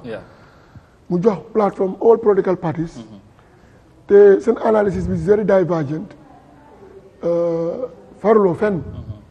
yéen kay si digga bi ngeen nekka neex la naxari la you know you are very impartial when you executing your duty. So we have to commend you on that. Thank you. Yeah, so I slept at Fonyi. I was about to come yesterday, but I could not make it. Yeah, that's why, of course. That's low more waral small late because I'm meeting with Sibanor. It was very late. Okay. So munuma won ñew, mo tax suba si la ñew. Mo tax ñew na little bit late. I'm very sorry about that. It's all right. Yow mom xamna ne tay mom motax mu jaaxal bu demba bu waxe nga da nga ñew fanan fi. Ay xamna ne ya ngon Fonyi demba. But if xamna ñu about some minutes or so, but mun nañ ci profiter waxtaan la ju bari. Xamna ya ngi joge Fonyi parce que na ngi ci campagne bi West Coast. Tay buñ ci doon ñëwaat ngeen taxawal seen candidate biir West Coast mooy Sidi Cissé nag ci campagne bi NPP boo ci doon dellusiwaat tey campagne bi fan ngeen ci toll ak naka la nekk di demee parce que nag coow li bari na surtout NPP ci biir parti bi sélection bi ci boppam foofu la yëf yi tàmbalee but right now ñu ngi ci process leading to the elections yéen a ngi songu Fonyi de la moo tax Fonyi. jërëjëf Amadou gis nga loolu Fonyi si West Coast la bokk. Definitely te ñun suñu itinéraire bi dooree nañ ko si Foni suñ campagne programme bi door nañ ko si Foni ñëwee noonu tu Kombo lu ko waral mooy gis nañ ne Foni dafa important lool si politique West Coast politique Gambia so waroon ne bàyyi gannaaw si lépp dañ la war a incorporate all what we are doing waaw lu ma gën a neex mooy soppeeku am na bu baax si Foni when it comes to NPP and the president itself loolu man kontaan loolu moo tax it sax démba dama bëggoon a ñëw waaye mënuma ko because politician su demee gis mbooloo rek léegi température am yëpp dafa cool dafa sedda xam nga lu taane politicien bi soo ko bëggee mu mer lool soo ko bëggee discomfort loo nekkut ne añ bi amul lal amul fu moo fanaan amul non su amut mbooloo rek jox nga ko problème su ko rendee nag war nga jële mu whatever jox ko food bu doy everything ok nga yóbbu ko hôtel waaye bu ootee meeting gisut mbooloo problème am na waaye su amul sax lu moo lekka amul fu moo fanaan waaye mu oote mu gis mbooloo kontaan xelam dal na te loolu am na démb loolu moo ñu xoolal Kamfenda soo gisee suñu meeting bu am Kamfenda boo xamante ne diggi kansala la dafa doy waar understand soo gisee tamit meeting bu ñu am si Banor démba nga xool mbooloo mi si guddi boobu noonu da nga xam ne Foni wecceeku am na foofu when it comes to NPP politics and politique président Barrow Foni dañu won ne naxaate doy na loolu la ñu wax seen kaddu am na ñoo xamante dañ dee ñëw di leen nax wax loo xamante ne amul mais good 6 to 7 years now di leen gëm loo xamante ne nekkul di reality so loolu léegi nii gis nañ ko because xam nga problème bi man dama daan faral di wax ma ne politicians yi dañ moytu si élite yi gis nga man dama categorize political environment into 2 categories mooy elites ak masses elites ñoo nga xamante ñoo nga affaire ñi ndaw lañ ñoo nekk di contrôle masses di leen gomloo lii la di leen remote control waaye masses ñooy vote ñooy génn a feesal ay gele dem rally dem everything dem kiw rang di vote di fal di folli so ñoo war a bàyyi xel bu baax bu leen nangu ne élite yi ñëw li leen gëm loolu boo xamante ne amul yéen tamit da ngeen am seen xalaat bu rafet xalaat leen fekkee man ma ñëw di leen gëm loolu loo xamante ne amul sànni leen ma dara aside ngeen gisee loo xamante ne mooy reality on the ground so léegi moo fes si Foni waaye léegi Foni trajectoire bi la moo tax mu change ci diggante bi ñu ngi jógee ci élection bu yàggul councilorship nga gis ñi nga xamante ne faruñ ak nguur gi for exemple North Alliance nga gis luñ ci am seet si yëpp ñoom ñoo ko win ci diggante bii nii lan la ci MPP war a mun a def bi tax tey changes yi nga war a wax nit ñi ñu ngi commencé di génn si di wax ne ñu ngi bugg a yeewu ñu ngi leen doon nax est-ce que loolu tey ku xam ne li ngay wax tamit duñ jàpp ne politique rek nga bugg a wax xëy na moo tax esa Damfa di wax lu impress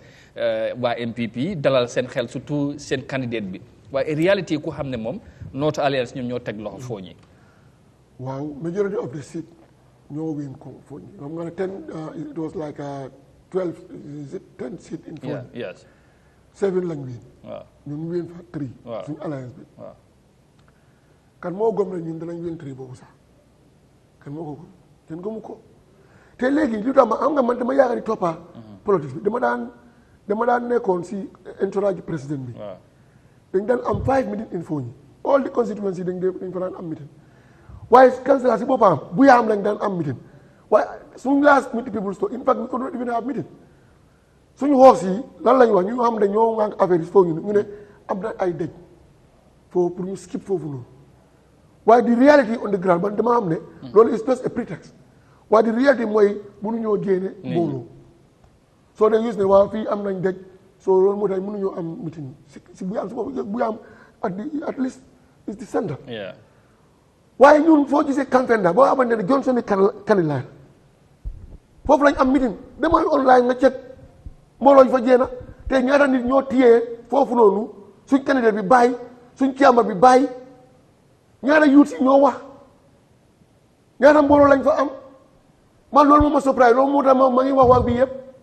te lan lañ wax ñu ne naxaate bi doy na ñoom seen gars yi ñoo leen di nax di leen gëmloo loo xamante ni is not reality on the ground ñoo ko wax de the audios are there videos are there it's very clear you can prove me wrong. so da ngeen gëmoon tamit. so loolu laa gis ne man dama dee ànd ak président mënu ma am mbooloo boobu noonu président si boppam. te dama ma ñëw ak candidate boo xamante ne is just coming it's not even a chairman it's just a candidate who is coming who is buying on our ticket mun na génn mbooloo boobu noonu te président bi dafa dem ba kontaan ba wàcce foofu noonu. Demba time bu moo ñib si mu gis mbooloo bi kontaan bi wàcca te gars yi ñëw tamit wax ak moom gars yi Kamfenda gars yi Kansala ñoo taaw wax ak moom dafa am ñaari stop président bi benn bés bi tamit bu moo dem dafa fekk ay meeting si baanoor gars yi kal ko ñu ne foog mu stop fu wàcca foofu noonu spend ay minutes with them talking ñu won ko lan lañ taaw léegi lan lañ sukkandiku ñu wax bu leer moom kool ñu mu ne fan ngeen war a dem fekkee ñu ngi war a dem caravane to Kafuta mu ne dañ foog ngeen aaga fii because mbooloo ma gis Sibaanoor foog ngeen aaga fii te wax naa leen tamit dama leen dénk suma candidate bi moo ko demul Sidi Cissé léegi foog ngeen ñëw won leen Sidi ngeen won at least wax ak ñoom you know seen few of your programs or itinerary or agenda ngeen share it with them balaa ngeen dem Kafuta te loolu lañ def ñu ñëw Sibaanoor ñu fekk fa ay mbooloo bu takku te mbooloo boobu lu dafa ndaw waaye Demba loolu moo tax it mënu maa ñëw waaw because man ma waxee Demba yow nga ne ma léegi Demba mbooloo nga am wala ndiiraan nga am wala mbooloo parce que président bi ràññale na mbooloo ak ndiiraan loo am Demba ndiiraan nga am wala mbooloo loolu lu ma wax xam nga ma sama wax bi leer na man du ma daan I will not just back myself or whatever because politics is a reality fekkee you rented a crowd sànni kara dina ko wane moom moo tax ma laajte leen ndax ndiiraan dafa am wala mbooloo Demba du ma gis xam naa ne si Kanfenda sax moo ma jaaxal sax waaye si Bangoor because 2 days ago we were there waaye bu ma gis Demba moo gën a bari lu ma gis 2 days ago waaye Kanfenda mosuma gëm ne because bu ma gisee ay na ñu ne bi meeting bi Kanfenda lañ ko am man la you are just moving on from frying pan to the fire ma am meeting bi Cosmopolitan Center booy boo xamante ne dafa jéggi ay yu bari xeet yu bari yi ñu fa nekka munu waa génne mbooloo man na ànd ak président bi léegi nga ma ne yow ak Kiyaman boo xamante ne toogut sax mu ngi ut place bi nga maa yóbbu campagne na Johnson former président bi ma ne ko yéen an foofu is Kansala ku seen honorable député nañ dem rek suñu amee ko ten almaami mooy waaw ñu ñëw foofu noonu depuis 4 o'clock 6 o'clock si fajar si ngoon waxkat yi ñëw yuut si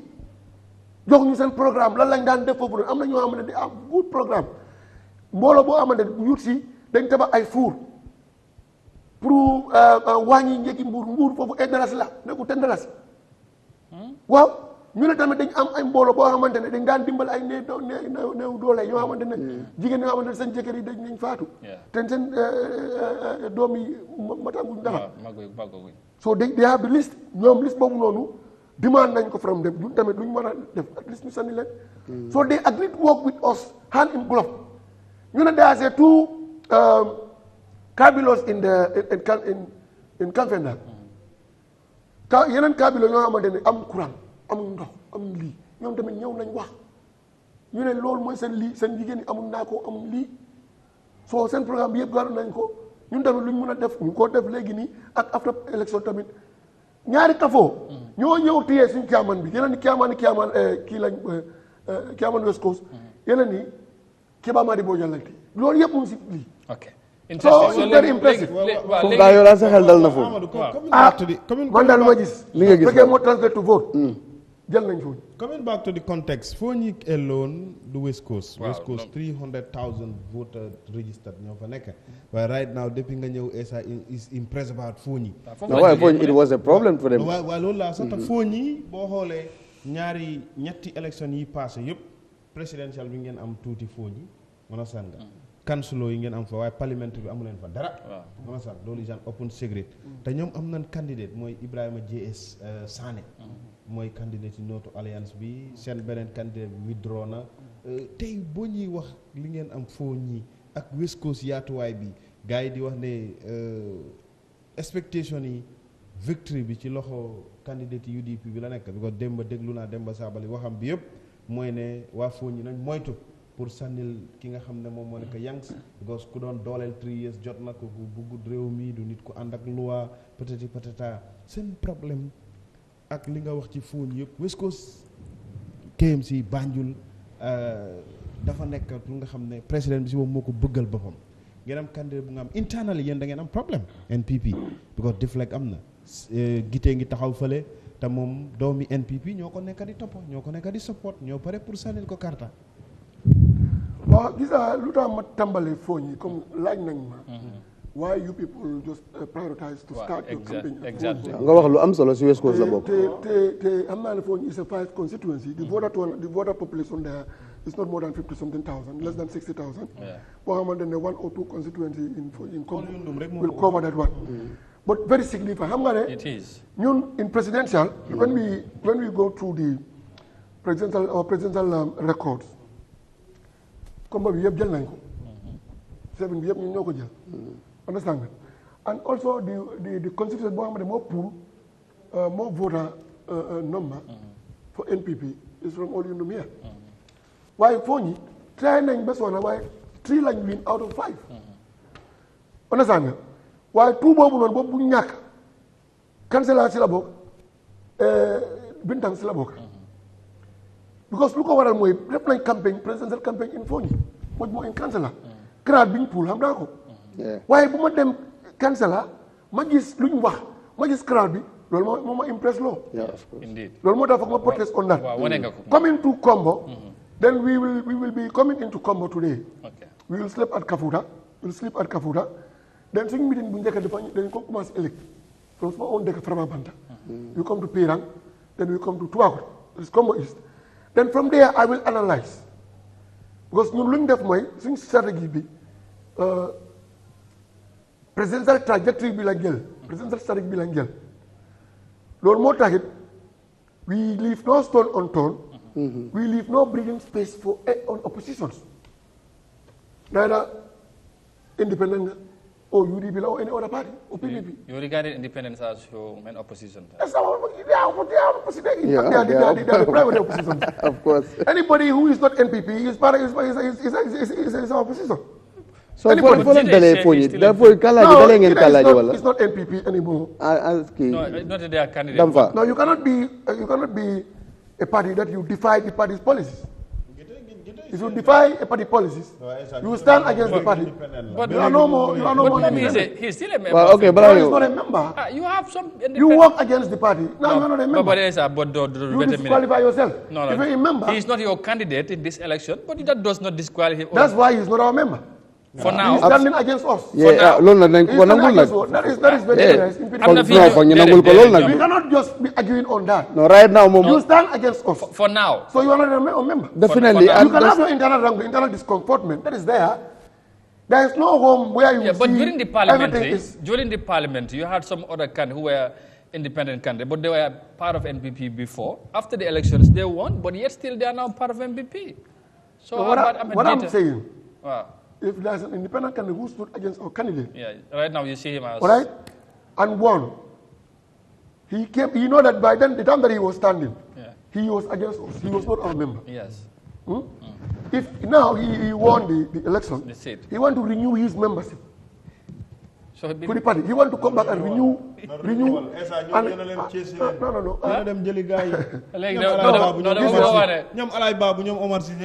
What I'm saying. You win, get them jelly guy. We don't get them. I'm going to now, what I'm saying. No, you those. Politics is a game of number. NPP, we cannot just say, we don't want you. We cannot say that. But you standing against us, you are not our member. Yeah, you are out. During the election period. You are out. Yeah. Anything happens after the election, then it's left to you. You decide to come back, it depends on the party to accept you or reject you. But as we speak now, Gita is not our member. He is against us. He's our number one. Supporting. And, Right. and all of those He's that our are number one opponent. How about those? He's not our enemy, but he's our opponent. How about our number one opponent? How about those who are supporting him and they were all part of MPP and still believe they are MPP members? What I'm saying is their constitutional right to support any other party candidate that they want. But the time that you are working against us, you are not our member. Yeah. It's very clear. Now you are claiming time. That's true. The time that you are against, I don't know what happened tomorrow. Yeah. Maybe you can come back and renew your membership. Yes, I come back. I come back. Maybe I made a mistake, whatever. Then what will happen then is beyond me. Okay. So I'm not a decision maker to say yes, All right. we'll accept or not. Okay. Coming back but for now, they are our opponent and number one opponent for that matter. I can make it. But okay. Now, Esa, they are impressed. Linga gis phone and it looks like Lingen starting campaign bi am nga yakar. But based on Ling gis nomination bi, many people analyze yuñ def moy ak lu munta xew yakar buñ gisago moy ne race bi digante Dabo bu UDP. Let me be specific. Yankuba Dabo bala ñu fon Sere Dabo la wax. Yankuba Dabo and Ahmad Jite as the independent candidate. Lum wane ci nomination bi. You could not pull that crowd. So why was it possible ne nit ñi ngeen di génné ci Israël mu leen indi ci nomination pour ñu endorse Sidi Cissé? Fo ñu la waxagum de. No, but no problem. I'm not answer question. Wow. It's very important. Yeah. I was like looking for an opportunity. Wow. To shed more light on what happened on nomination day. Okay. You know, for us, we have more than 200 vehicles. Yes. But the time frame, you know what happened? They allocated us from 9 to 10. Wow. All right? So that's miscommunication. They were thinking that NRP, you know, we share a date, nomination date with NRP and other parties. Wow. So not knowing that NRP is not pulling, is not contesting. So they are part of our grand coalition. So people there, few people just took CD and went with him to nominate before the time is elapsed. So our people were coming, but then CD is already nominated because they don't want to defy the IEC rules. That's why they just picked few people, few stakeholders. They rose CD and they nominated him. And the large crowd went on caravan. You don't see that day what had happened from Gunjuru Johnson down to Jabang. You don't go to Jabang football field that day. Yeah, we don't go there because and from there we went to Bufason. The emojis that went viral. But the problem is the images that went viral on social media on all of us. Yeah, because is that of Yankuba Dabo, of UDP, and Ahmed Jite? And what time did they have their nomination? It was the same. In the afternoon, no, it's not the same. But did I have that one from 12 to 1? Yeah, but Yankuba 2 to 3? No, but Esa,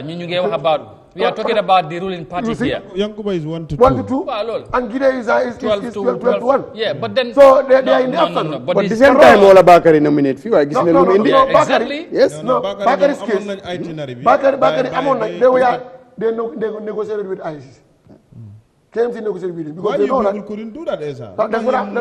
I'm saying. Because yen xam ngeen ne NRP ñom ñoo war na dem. IC ñoo la gëna xam ne ku ñëlu jow ci nomination nako bolé sa itinerary. No, déglu lo ma.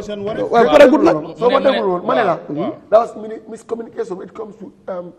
NPP West Coast region with IEC. Yeah. So we did not communicate to IEC to telling them that let us be given, the day entirely. Because other parties, they are not pulling candidates. And some of them are part of our grand coalition. So the whole day should be NPP. If we have that authority from them, then now we will not be rushing.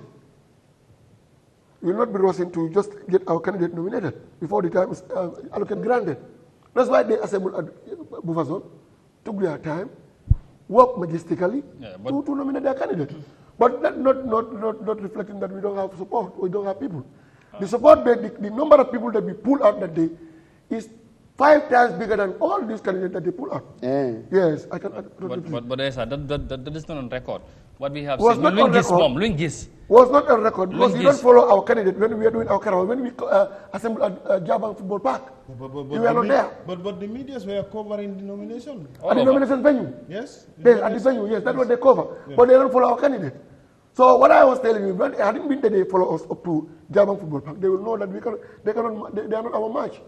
when it comes to crowd. Okay. So we are very much anticipating because the strategy that we use in presidential is the same strategy that we are using now. Okay, and that was not the case when it comes to parliamentary, when it comes to the councillorship. All right. But we are using the same strategy. Okay. Now the strategy issue, because time is not on our side. What are your chances? No, before chances, Brikama area council mun nañu wax ne ci loxo MPP la nekkon. Yes. So legi na ngeen dem seek for another person different from the incumbent. Lan moy campaign message bi? Lan ngeen bëgg wax wa West Coast? Lu doxut mun na wone seen loxo la nekkon lan motax doxut. What is the campaign message? Just quickly. Yeah, you know, parce que ñom ñoko yoré won. So le mun ta doxal legi la No, the point is it was not entirely NPP council. It was UDP and the person cross-capital to NPP. But you know campagne mu tok president bi moko campagne mu tok. What I'm saying. Wow. Time bobu UDP. I know. Wow, but even then it was a UDP for 3 years or so, MPP he was on the NPP. Yes. So what I'm saying now, all that we can, that's a full-fledged MPP candidate is Honorable CDC.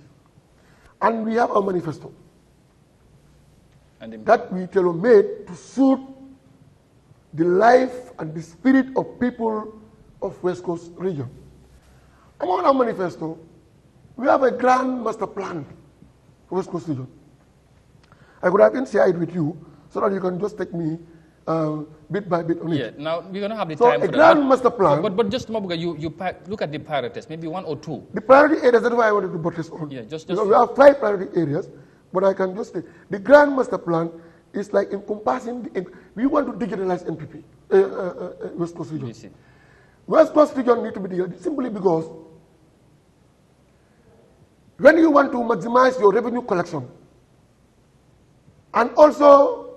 to alleviate corruption when it comes to financial control, you have to shift. There should be a paradigm shift from manual based to a digitalized based economic collection. Kër yi nekk foofu noonu foog ñu am ñaata kër lañ di am ñu am laan boo xam ne dañu war a fay seen lempo ñu am bitik ñoo xam ne dañu war a fay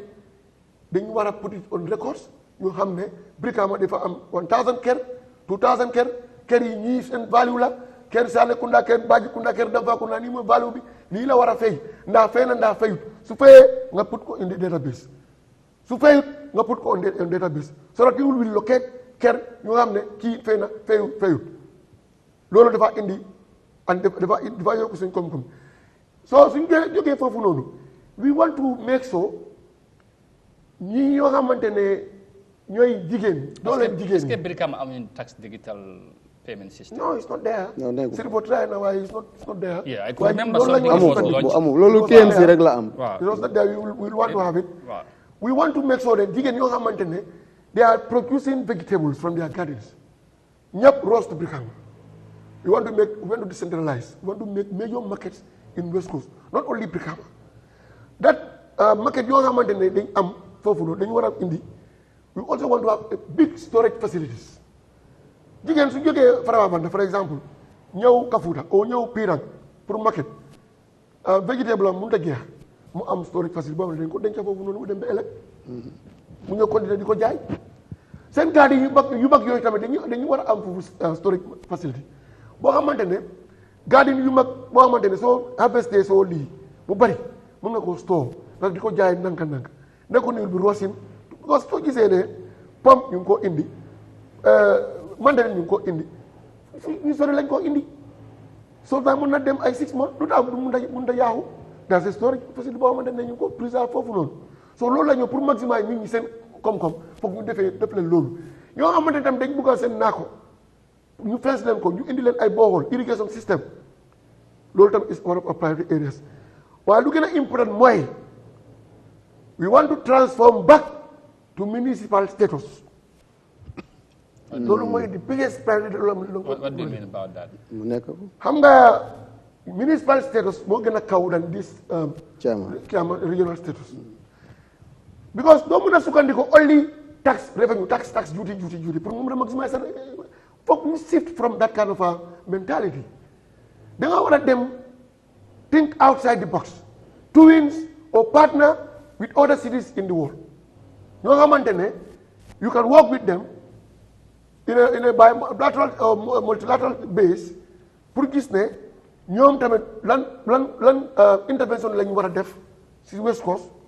boo xamante ne dafaa yokku am dafaa yokku employment even dafaa nekk ay transport sector o wàllu mbéy mi boo xamante ne you work with them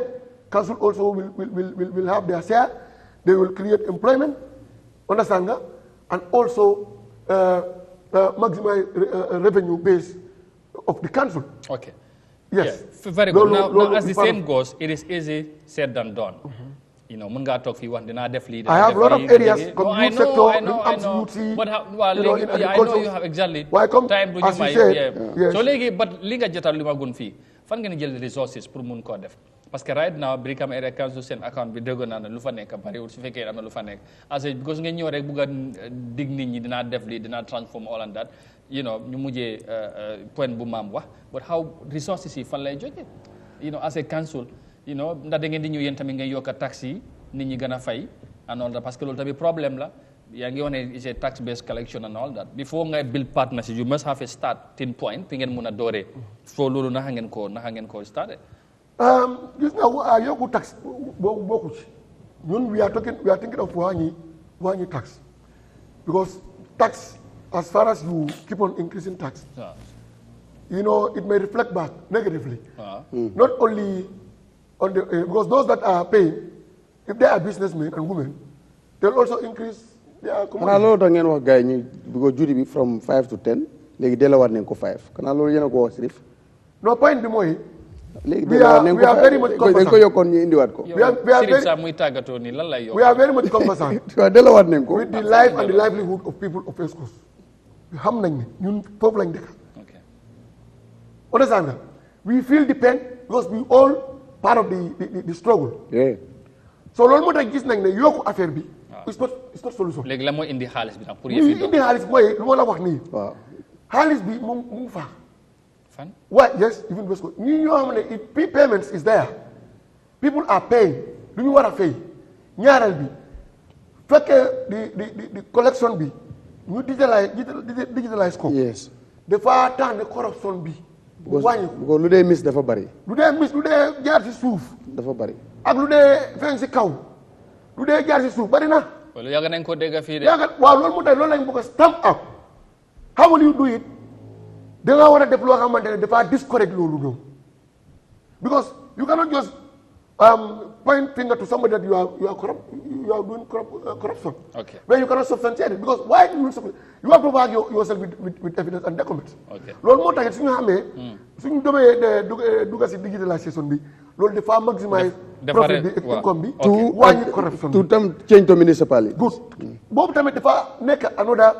avenue boo xam ne dafa indi koom-koom. for example yoo xam ne fekkee Brikama Area dafa twins with Berlin for example. in Germany. xam nga Germany seen financial status bi moo gën a kawe. soo fekkee ñun mën nañ wax leen ne ñun dañ bëgg a transport ngeen indi ñun ay bus ou ay véhicule ñoo xamante ne. motombali dafa waaw du motombali transportation pour ease transportation. motombali tam si la dafa nekk dafa yoo indi council. ñu ne la ok dañ bëgg a wàllu mbay mi ñu indi leen ay hectare garden boo xamante ne. they will partner with us. 50% of the revenue is coming back to the council. All right. ñi xamante ne mënuñu am liggéey. ñu employé leen foofu noonu di leen fay. scholarship bi ñu intervene pour indi scholarship school ñoo xam ne dañ koy dem school. youth yoo xam ne amuñu liggéey. parce que yooyu yëpp dafa indi Congo. te loolu municipalité moo ko gën a si la gën a yomb dañ ci amoon. dependence bi on tax dafa wàññeeku. te loolu municipalité moo ko gën a mën a yomb def. moo gën a mën a because soo demee council bi you are like genius to them. So you cannot do it with other cities in the world. All right. Maybe that's the advantage. loolu xanaa soo leen ñëwee da ngeen a approach central government pour ñu change. Part of our manifesto. Wow. That we will work hand in block with central government pour change policies ak programme yu gën a gaaw. understand nga pour ñu mën a dem. naka tam West Coast réyaay bi dem day bokk am ngeen xalaat pour mu nekk ñaari région. ñaari. ñu xaaj ko mu nekk am nga loolu parce que dafa rëy. boundaries yi AIC moo ko nga AIC moo war a advice loolu. through the local government service commission, stuff like that. Alright. ñun loolu it's not part of our budget. Hopefully waaye IEC suñ ko gisee noonu lañ ko bëgg loolu suñ area la. No, hopefully you come back kii xëy na daa ñëwaat balaa élection bi parce que am na spécifique issue yu bëgg a Brikama ci boppam ñoom Sukuta ak yenn areas yi dëkk yu bari ba Fooñi ak fi mu wax ni war nañ cee gën a mën a wax bu baax am na yenn problème yu sax ndax ngeen ko régler waaye time du ñu mën a may ñu wax ko ba léegi maa mu ngi wax ci seen chances yi bu nga naa mu ñëw foofu noonu rek ñu daal foofu chances of winning the elections dafa am solo ma 6 minutes ma few minutes non motu ta 6 minutes because Sapali mu ngi war a ñëw waaw ñëwal foofu quickly waaw ñëw sax because suñu xoolee previous election yi fi jaar on statistics councilor election yi passé UDP ñu ngi am 54,000 plus yéen ak seen alliance yi yëpp daanaka 36,000 ngeen am parliamentary the same thing although yéen a win presidential with 100 and something votes lan mooy chances yi NPP as a party pour ñu win Brikama area council. Our chances is 75%. lu tax ma wax loolu. xam nga ne man waxoon naa fii. loolu dafa kawe de. non waxoon naa fii. non affaire yi du si kanam la ne di. ana du garaaw bu ko neexee mun a wax. du fii laa waxoon fii dinañ win présidential. du fii laa waxoon fii dinañ win. waaw fii nga waxoon ne dañoo win parliamentary dem. parliamentary by then you don't have me I was a candidate. I know but you came here as a candidate we spoke. Yes. Understand nga te bi point bi lu tax ma wax loolu. Problem bi is not it was in because UDP they have the greater number of voters no we still have greater number of voters voter apathy ñun la affect waaye voter apathy boobu noonu pour ñu régler nañ ko so you will see a massive voter turnout this election su amee loolu danañu feebu because ñun nit ñi loolu dafa laa disturb de bu ko yow jiite dina jël Sané dina jël PPP dina jël UDP kan moo taxaw pour jël si UDP loolu moo amul loolu leen gis UDP amul ku taxaw pour jël si ñoom ma wax loolu UDP seen 100 ñoom ñi ngi maintain seen number UDP they are 105 votes there are 100,005 votes is still there yow sa 141,000 votes yi man su may waxee waxuma waxi UDP sa opponent lañ di non lu tax ma wax loolu. because I know suma problème bi. xanaa UDP nekkoon fi 2021. lan laa leen duma. waaye Amath Jite nekkutoon foofu de. waaw Amath Jite bii. mu ngi àndoon ak yow te dafa am dellu West Coast. dafa amoon ay yeneen dafa amoon GDC. dafa amoon Uno boo xam ne dafa jógee Brikama. waaye Jite ñu koy sopp taw ne duma da nga ko duma benn yow mu duma la ñaar. non loolu mooy tey ma ne la. waaye Jite man la suñu problème boobu ba dañ ci am problème bu ko yow sa problème ba daf ci am problème da nga ñëwaat am ku jël si sa 200 bu mu amoon moom jiite def siy jël tibb Sané tibb si bu ko mu ngi wax fooñi PPP tibb si non fooguñ ko foogul non loolu nga foogul waaye du lekk si suuf boo nga ko yow xanaa Sané ban kër la jógee Brikama do you know the compound that he hail from non I don't know kër UDP la jógee and even right now some of the UDP top brass there with him kon dina jël foofu tam yow lu tax ma ne la waaw léegi laaj naa la yow kon def faa jël loolu moo am so this is the issue loolu moo tax ma ne la suma chance yi seen ñoom seen alliance bi ñoom dañ am problème PPP dañ génn demal seen boppam muy jéena ba Ahmed Gite génn demal boppam te ñoo ñëpp yaa ngi ñoom waaye loolu yëpp plus yeneen candidat loolu yëpp even another 5 or 6 or 10 candidates 75% dinaa ko maintain I will win in landslide because suma problème bi réglé nañ ko and it will never bounce back again. Rendezvous is on the 20th. Thank you, Esa, for coming. We appreciate you and hopefully get you back before the election. I am available because now we are in Como. No problem. All right, thank you very much. Esa was our guest today. We appreciate him and he of course represents the NPP camp in West Coast. He'll be back inshallah bala election. We're gonna discuss about series candidate and get us on that note. We thank you so very much. We'll be back tomorrow inshallah, God willing. So this week's second edition. Mam, be suba inshallah, right? Well, you are am tay guys gudi wala tay panel amut édition dafay am every day xam naa ne waa Esa moom waa dinaa xool ndax damay delluwaat West Coast na West Coast laa commencé si Friday bi all right man mun ñam ba suba right inshallah jërë ngeen jëfati mbokk yi ba suba inshallah ci beneen édition Good Morning Africa fii ci Africa TV waaye bu leen sori sàppali mu ngee ñëw léegi-léegi ak Massiré Diop mu ñëw mu jox leen ambiance bu doy ngeen tàmbali week bi ci anam bu am solo jërë ngeen jëfati ba suba inshallah yàlla nañu ànd ak jàmm bye bye